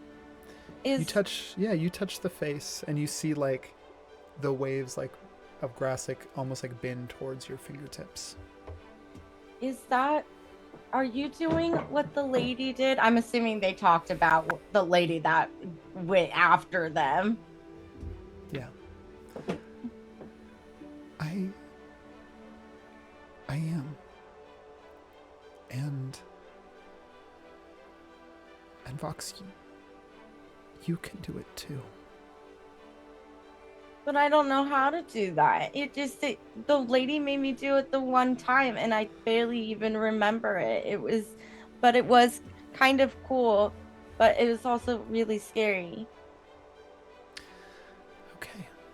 I understand. I want to make this not scary. Because it's not. It's a beautiful thing. To be able to reflect the world around you the way that you want to reflect it. Okay, I want you to hold my hands and close your eyes. She doesn't. Make me a constitution check before we go any further. Oh my gosh. You're not I realize minusing I- anything from it. Just your constitution score on a d20.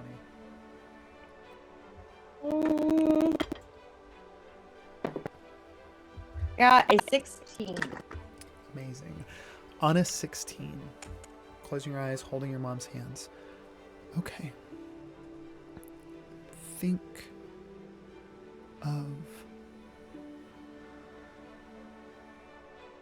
of your favorite color.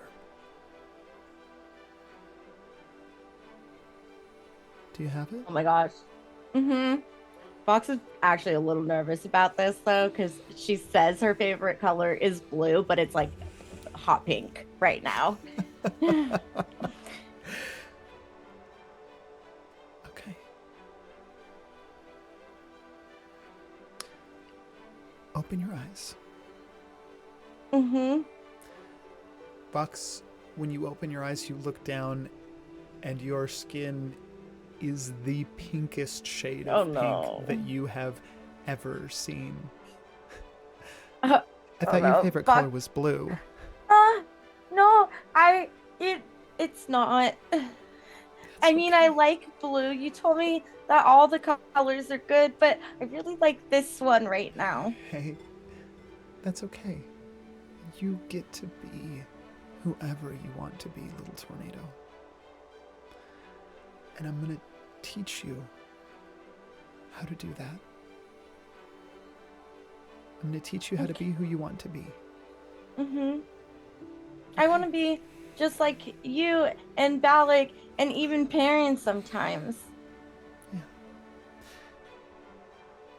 And you will be. But you also get to be yourself. I can do that. Okay. Well, then you keep training with Perrin, and you'll start training with me too.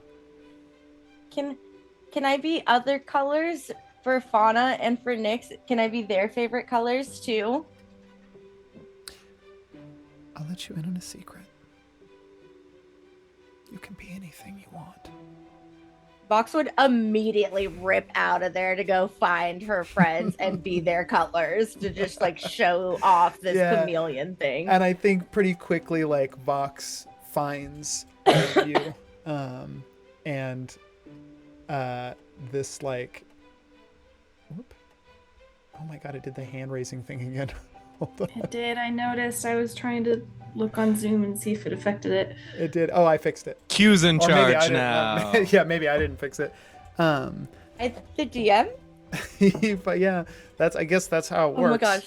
God. Okay. That's what that means. You find the kids pretty quickly and show them this thing. I think like that's, along with your training with Perrin, that is like that's what a lot of the next 6 months looks like for you, Vox. And I think by the time we get like a year in, you're able to fully change form within reason, close to your size. But like, what does that look like for Vox? What does Vox do being a child and being able to do that? A lot of it would be like being Nyx and trying to like sneak around places, but like messing with Fauna saying that she was Nyx, and then messing with Nyx saying that she was Fauna, and just like little tiny mischiefs everywhere. And she would like really be trying to like change into the moth. What's his name? Oh yeah, Ingrid. Yeah, that's like her main focus right now because she's trying to walk around like all in charge at the front desk. I think you do this one time to intro. Oh my goodness. Oh, it's what wonderful. And I think your mom finds you like an hour later sitting in a chair up in Ingrid's room, and he's just like looking at you all over with like his eyeglasses and writing notes down.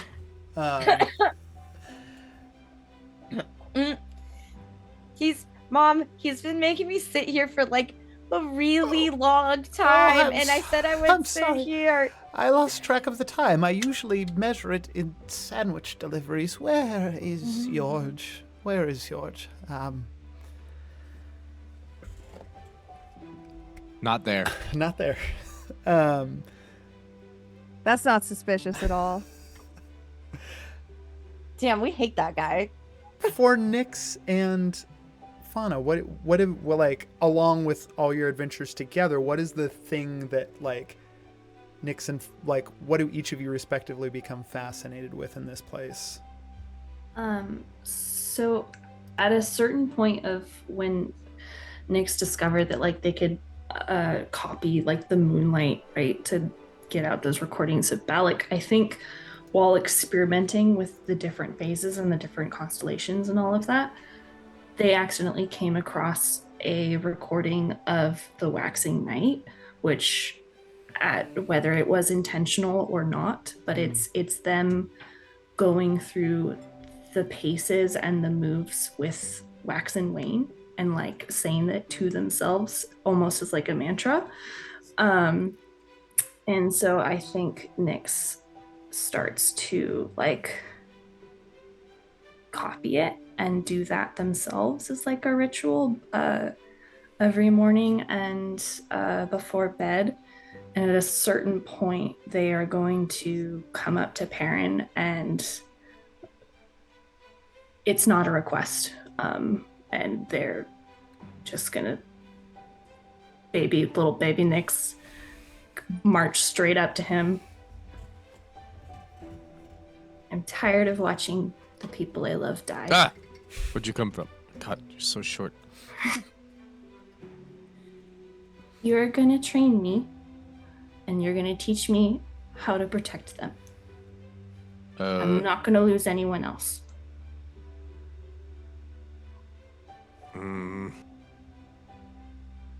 Alright.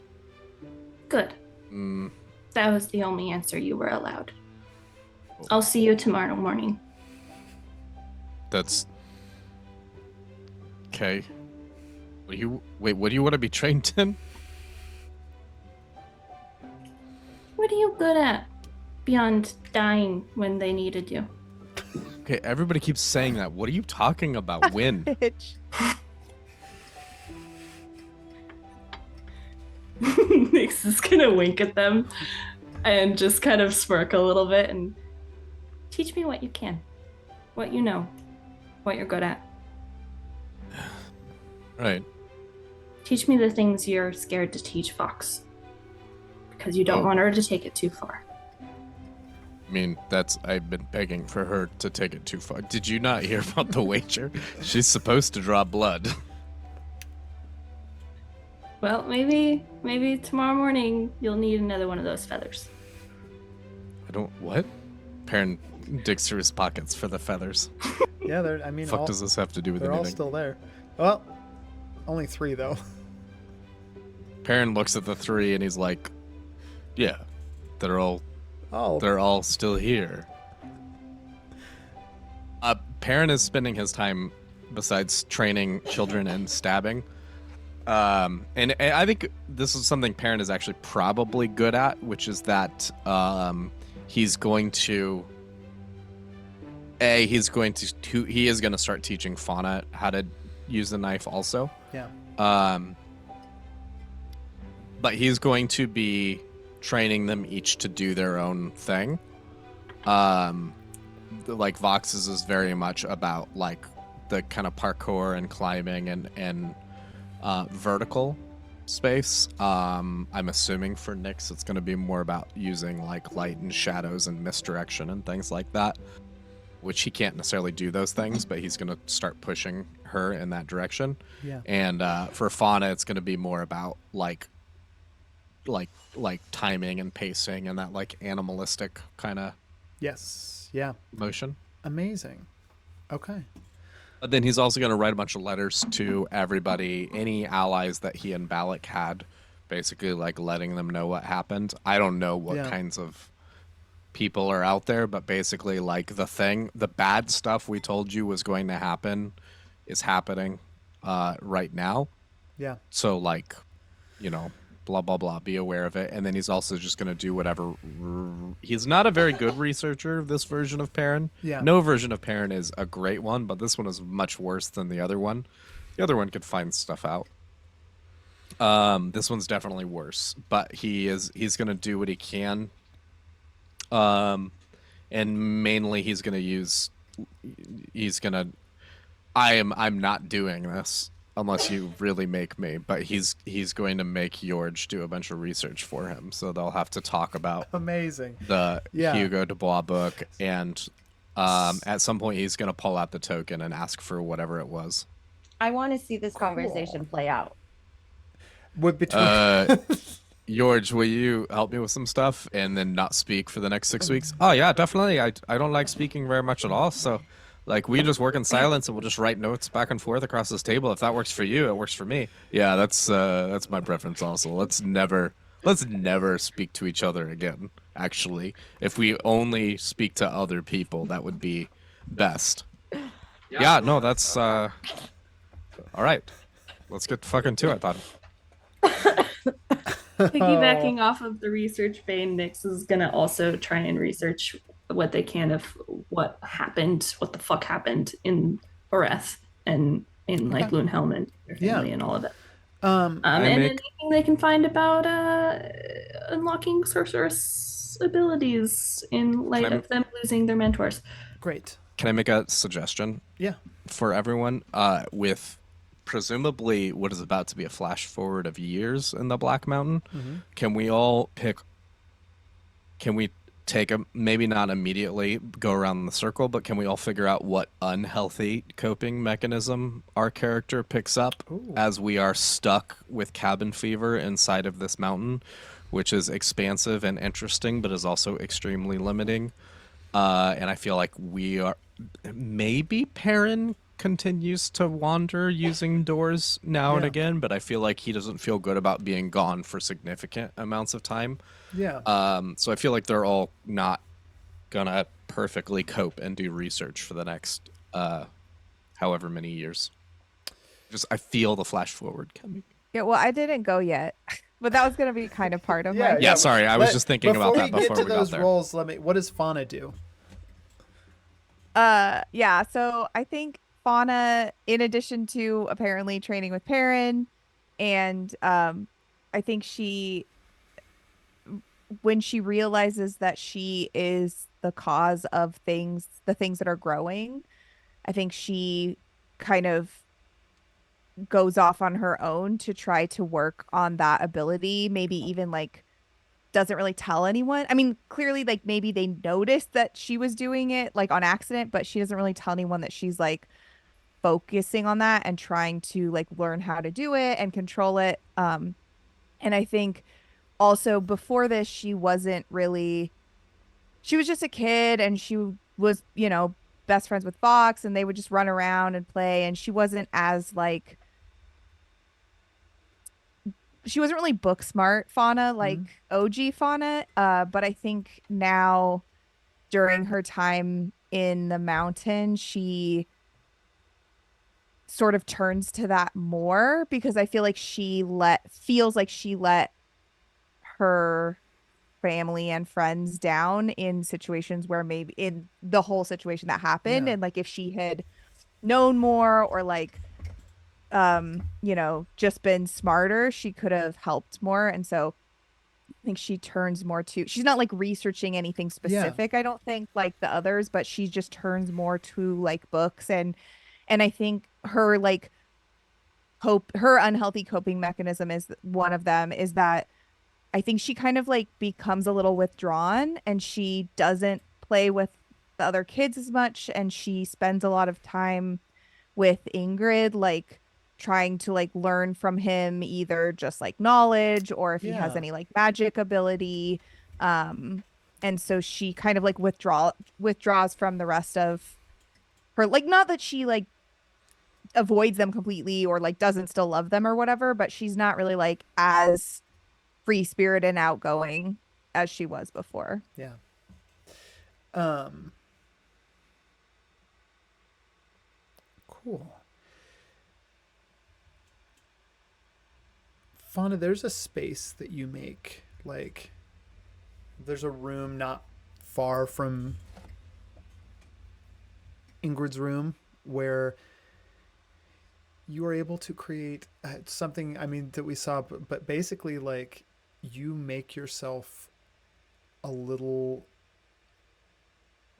a little, not a little, a large terrarium or like your own little greenhouse that you can go into. It's like near there's a pretty large window. In this, what like as you near the top, there's a few of these places where like sunlight actually comes in to the Black Mountain. And you have this room where you have, I think, over time created an abundance in here. So it is like you can barely see the floor or the walls anymore. It's so overgrown. And there's a stack of books underneath like a little alcove in the corner, and it's mossy and soft, and the sun hits it just right in the afternoon and also in the evening when the sun is going down. And you spend your time here reading. Give me an investigation check. You're not proficient in it, so there's no minuses to it.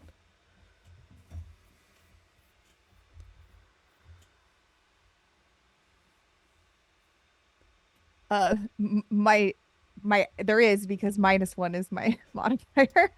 But I still got an 18. Oh my god. Okay. On an 18, you don't find a lot of research about like you're trying to find out more. Let me ask actually this question to Vox, because Eva comes to you to ask if you are comfortable letting the rest of the family know. I mean, Vox, you and your mother and Balak too, when he was still here, you're all changelings.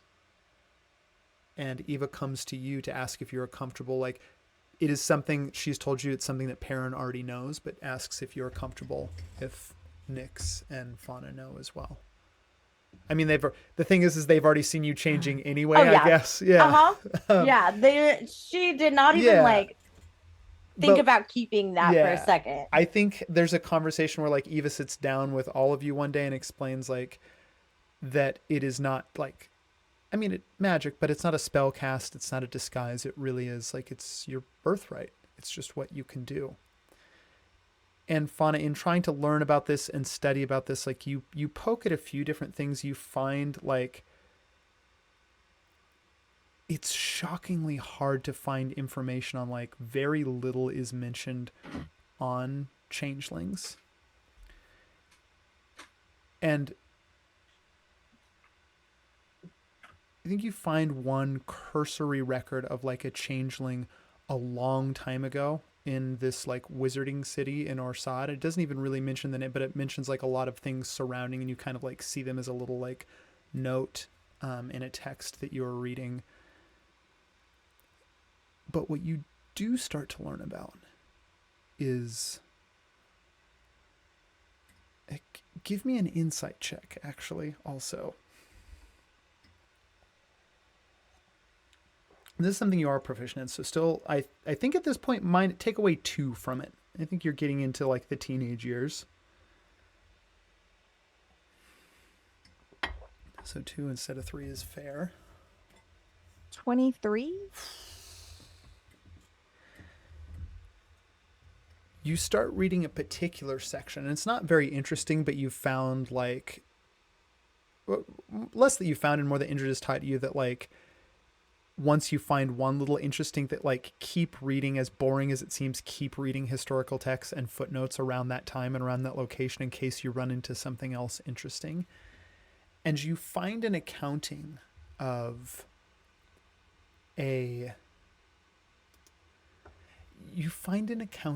two of the founders of Orsad, the wizarding city far up north. It was founded, I mean, God, you're in the year 1400, so it was founded like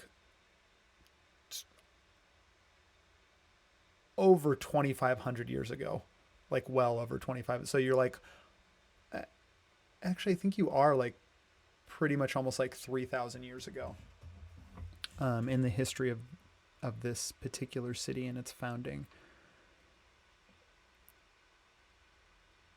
There's brief mentions of a lot of the different founders and a lot of but you, for whatever reason, you develop this fascination. Like, there's a lot of talks around, in Orsad, the way that the wizarding city is built is that it has like different rings, and it's kind of built into this massive tree that, like, the whole thing sounds fascinating. It's like a city built into a tree, and there's these different rings, and each ring represents a different branch of magic.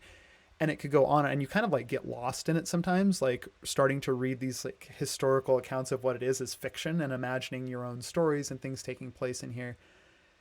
And I think what takes on the most life for you is reading about the founding and the creation of the gardens. Each ring has a massive garden that provides the spell components for it. And in the reading, you fixate on one of the founders.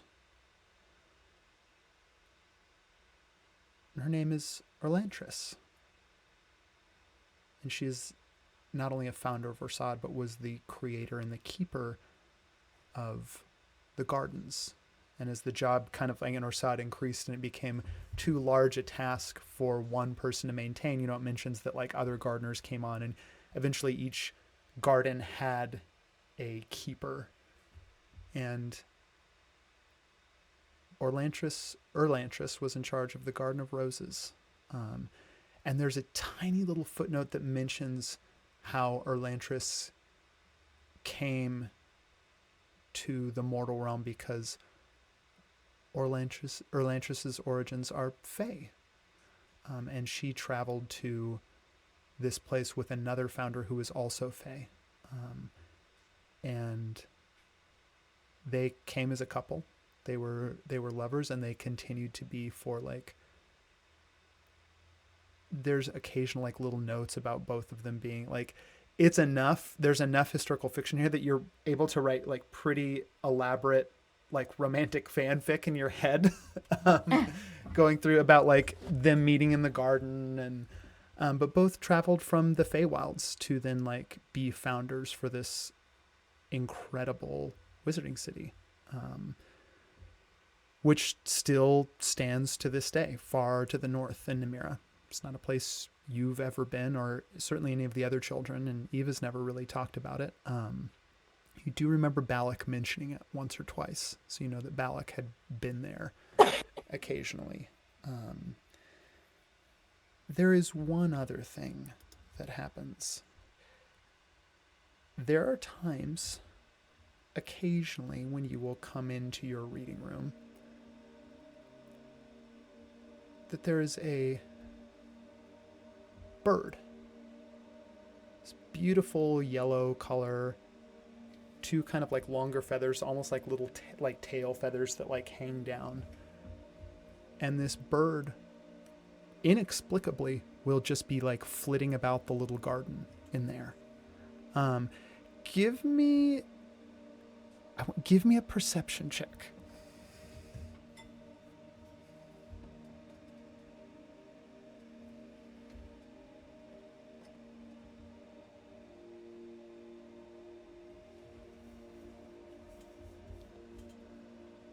$11. Okay.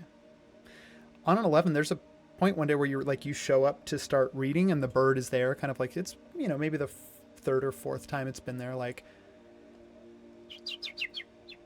kind of like hopping around, and it really like fully takes flight in this room because it's not a very big room, but it will kind of like hop from branch to branch and like flutter its wings a little bit.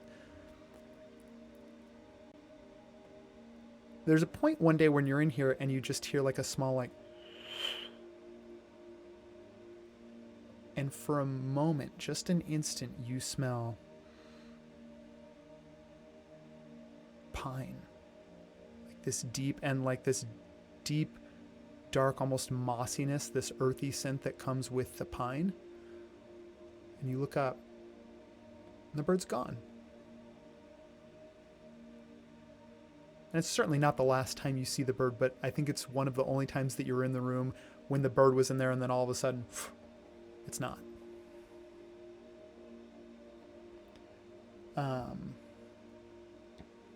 I mean, besides the smell, like, is there, I think she would like try to, I don't know, like figure out where it went. I mean, is it magic? Is it like, Yeah, did she just not see it go? Or, check. like,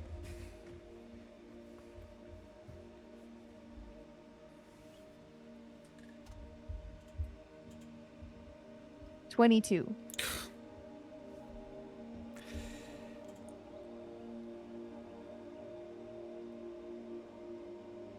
I think I'm going to 22 Arcana check. There is another time where you catch it. It is like one of the only times that the bird takes flight in the room. Like you see it like open up its wings, and instead of just kind of like ruffling them, it actually darts as if it was taking flight. And it's like, it's about to fly into the fucking wall. And then instead of flying into the wall, you just see this little sliver of light and it goes through. And you smell the pine again. I think like, oh, sorry, no, go ahead. Okay. On a check like that, it's pretty easy for you to determine. I mean, immediately, like it's gone and there's no remainder, but like you've seen this type of magic before. You definitely saw the stranger use it that night when they like stepped out in front of the garden. Like you saw them come out of the door. 23 Arcana check is very good though. It's very, very similar to what you've seen Perrin do. I was gonna say, I think she once again, like she's kind of become a little secretive, and she has her like little room, and she doesn't tell anyone else about this. But I think she would add that to her list of things that she is now spending her time trying to figure out, and also maybe potentially figure out how to do it herself. Cool.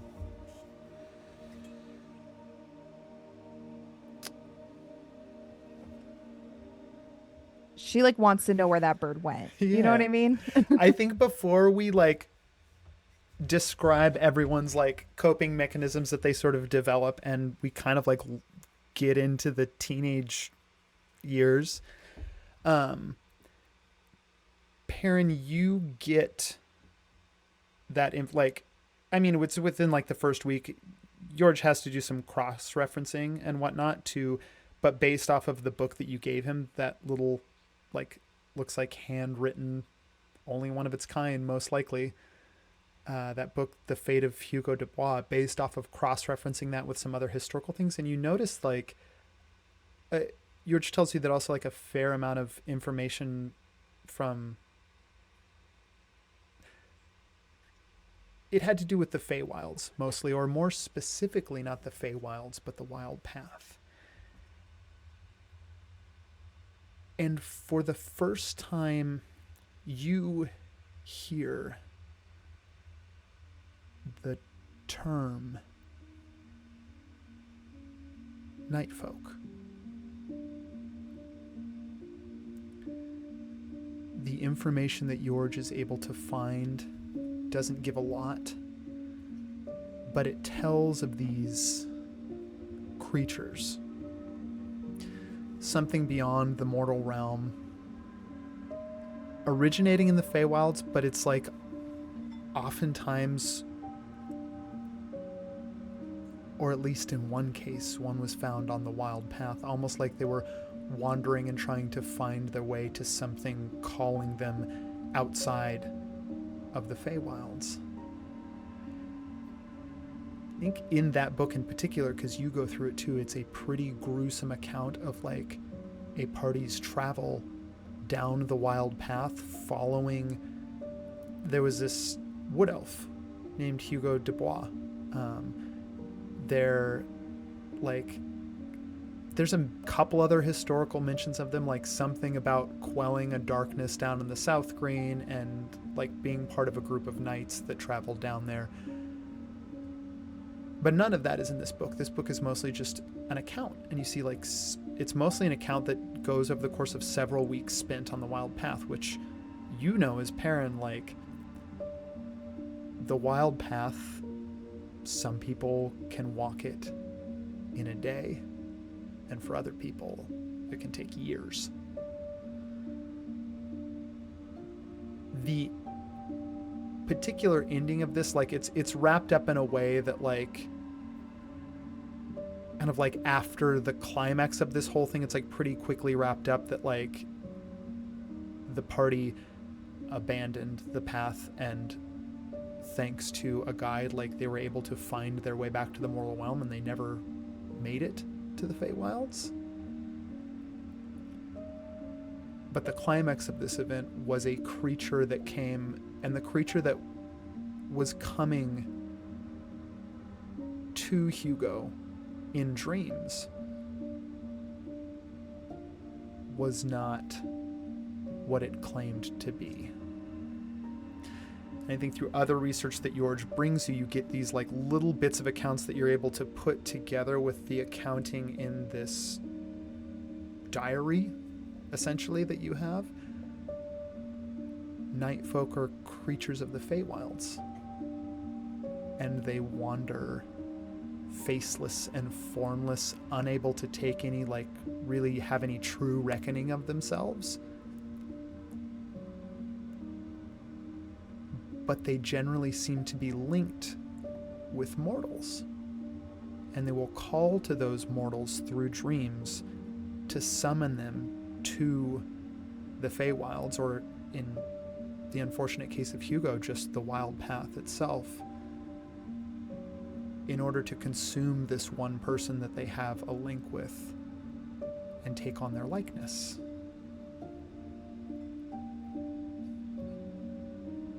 And I think based off of what you know, you realize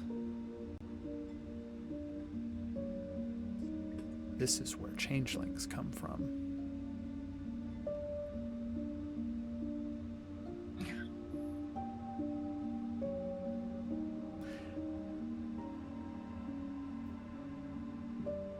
This is where Eva and Malik came from. Vox is different. Vox is like, you find a little, I think you find a little more, thanks to George's help, a little more information than Fauna did on changelings. There is... Oh, and also like, if we find books that reveal anything too in depth, parents like, keep these away from the kids. Yeah. Oh, let me write that down. Yeah, George purpose, like, yeah, I guess George is your, but like... George reads the note. Yeah, George reads the note.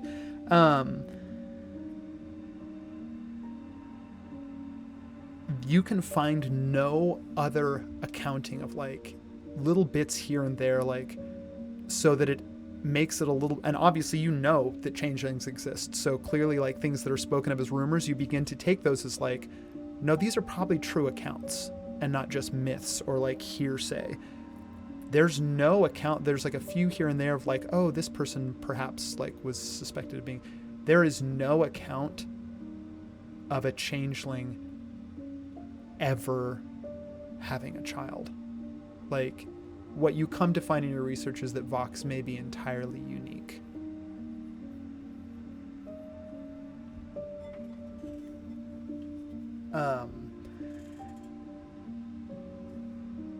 And I will ask you one other thing before we get to the teenage years. The item in question, the thing that Balak had, like, asked to be, like, stored at the Black Mountain and then delivered at a later date, once you retrieve it, it is a, like, compound glass, not dissimilar to the one that, like, Ingrid will wear around a lot. I'm gonna give it to you. George would know a lot about it too. It is a night glass apparatus that has been fashioned kind of like has multiple lenses,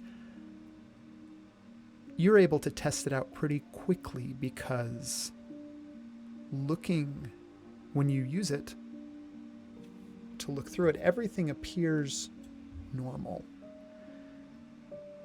Except for the fact that when you look at Eva and Vox, they shimmer with color. It is like they pass through shades, and it's like this, there's this opalescent sheen around them that almost like marks them looking through the glass. Looking at them too long, in fact, is almost disconcerting because the features start to melt into the different like shades of color and thing that are and you know, take the lens off, it's normal, and you put the lens back on and it is like overload of a lot. And so my question for you is this. We talked a little bit about something that Perrin might be doing. Visits away from the Black Mountain. Yep. Are you engaging in this? Yeah, I think especially once he has that object, he'll pretty quickly after arriving at the Black Mountain, he'll kind of make sure everybody's occupied, cancel training or whatever, and he'll set aside 12 hours or so to get out, and he will find a quiet doorway somewhere and he will step through it. Amazing. And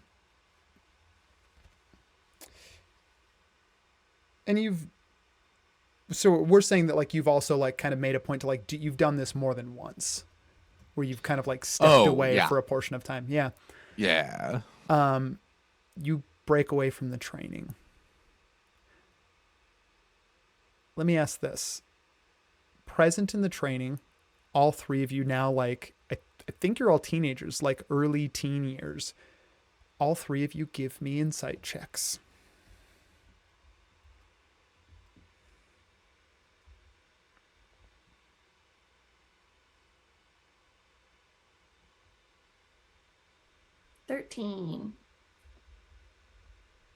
Are we still subtracting anything or? Just 2 at this point.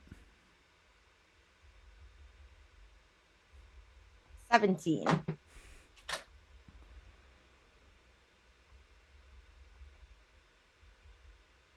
18. Perrin, on those insight checks, when you leave this training this particular time, knowing what the checks were, what do the teens sense from you?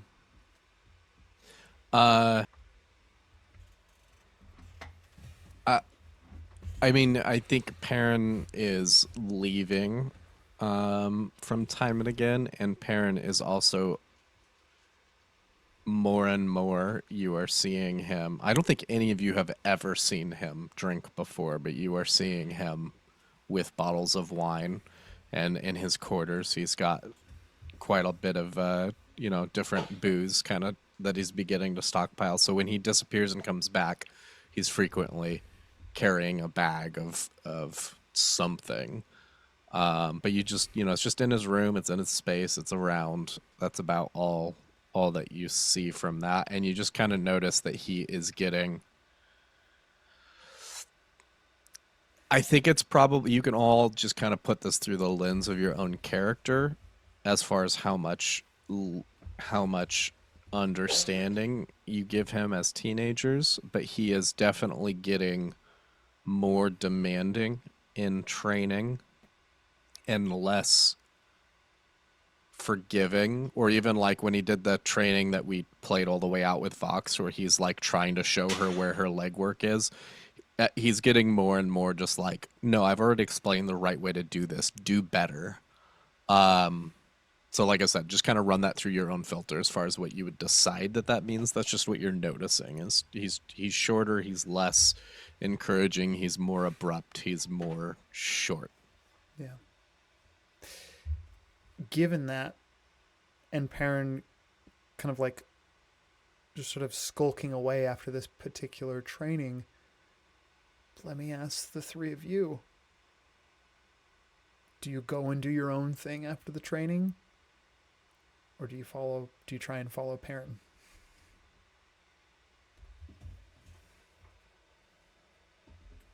I think Fauna, while in some ways, because she's also becoming more withdrawn, uh, like is noticing less when it like Yeah. isn't specific to her like few things that she's really focused on. Yeah. But I think because one of the things that she is focused on now is like the door thing, um, and like with the bird, and she knows Perrin can do that as well. She definitely has been like trying to keep more of an eye on him and like see if she can like learn anything without alerting him as to like Yeah. how he's doing that or what he's doing. I mean, yeah.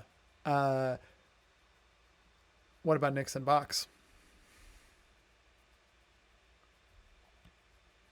I think that training more and more with Perrin and him not taking it easy on her and correcting her, she gets very frustrated with him when she's not perfect. And it's really just a frustration that she has in herself. So she would not follow him at all. She wants separation when she doesn't have to train with him.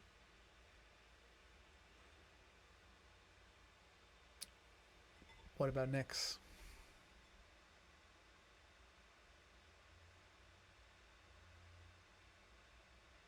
Nyx understands where Perrin is coming from, but they have been harboring a secret and growing frustration towards him because they feel like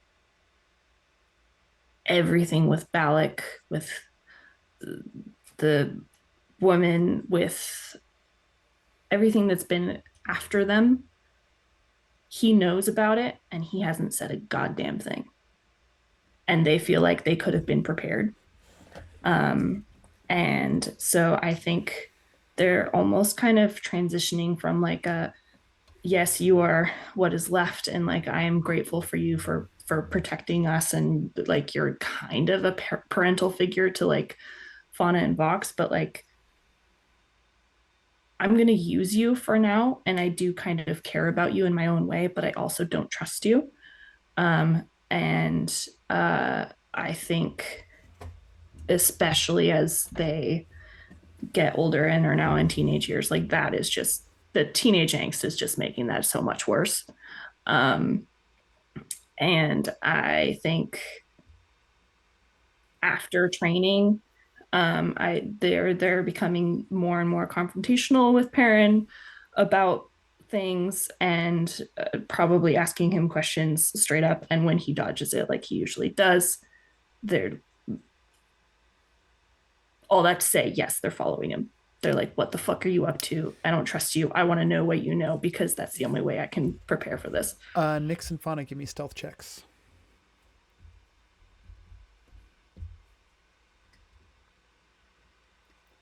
Is it night?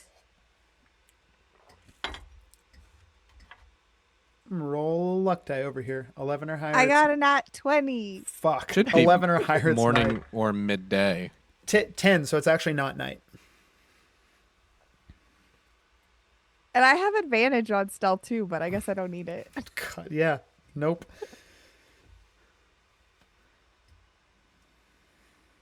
$24.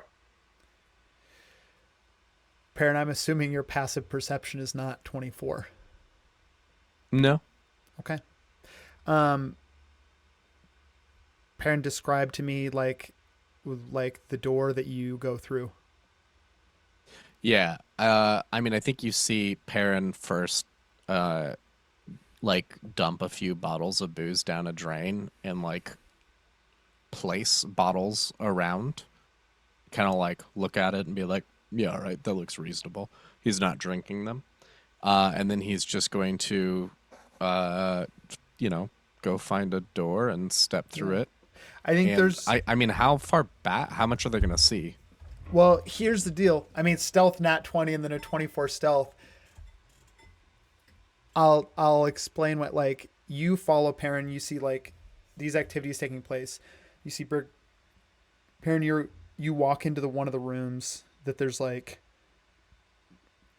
a door on the far wall that would lead generally. It's just like a smaller, almost like storage space for this room. And Eva is waiting next to that door for you, and she looks up at you. Are you ready? Yeah, I mean, I've got Okay. Well, the supplies at least. according to according to our contacts, it sounds like we have one. Right. And how close can I get? They're currently being detained, so as close as we want. That's easy enough. Just in and out then. Yeah, I thought it might be good to... I don't know how far we're going to be able to get with questioning. I think we start with that, and if we can't get what we need, I'll let you take it from there. I'd prefer it if I just started. Please. Please let me try first. All right. Okay. Okay. Perrin is notably armed. And Perrin, you open the door, and Eva follows you through. And before it shuts, do Nyx and Fauna slip through the door? Or do you wait there? Nick slips through, but they snag one of the bottles that Perrin left out first. Okay. Do we know I mean, each you other? I think you both snuck there. I mean, I'm assuming, I guess. like. Fauna knows that Nyx is, but no one knows that Yeah. Fauna is. Oh, you know what? That's Oh, true. yeah, I So guess- you see Nyx slip through the door. Does Fauna follow Yeah. Nyx through the door? I think I'm not sure Fauna would have gone, but because Nyx does, Fauna doesn't want Nyx to be alone in whatever situation they're going into, and so she would follow Does Nyx. it work that way though? Because I certainly don't see Fauna because nat 20, but like it's my stealth is still above her passive perception. Yeah, but story-wise, it's better. Okay. if she- Okay. I mean, we both go, I guess. It's the Yeah. nat 20 of it. I think it's It'd be basically really I funny guess if you the- both the walked reason- through at the same time, but in We're a just, way like, where you bumping don't into bump each other. into each Yeah, other. I think I- essentially what happens is like, Fauna, you don't see Nyx either until you realize like you see another form in the room like just slip through the door right in front of you because you're looking at the door. Yeah, And I think Fauna yeah. would also go. You slip through the door too, and I think before we close the session, Perrin, you've walked through the door with Eva, and then behind you, sneaking unseen by either one of you, first Nyx and then Fauna. And then the door shuts. And I need Vox to give me a perception check as Vox Ooh, is Vox wandering. Q just went upstairs. Beans. They can hear us, though. What do you want your role to be?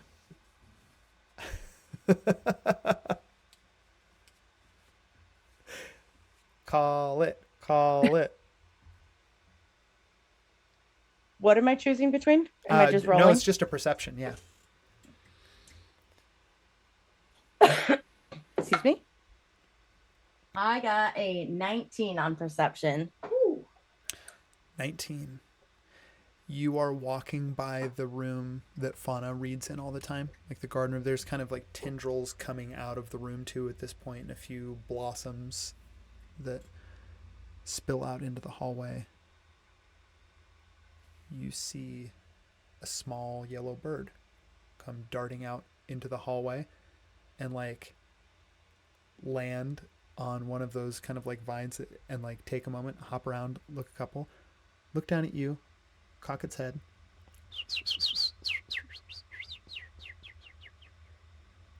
and then flit down the hallway. Oh, Vox is following that bird. And that is where we're going to end this session, and we will pick back up exactly where we left off next week. Bye-bye. Yeah. Bye-bye. Rat. Bye-bye now. Bye-bye. Oh, I on doodled the the teenage girls.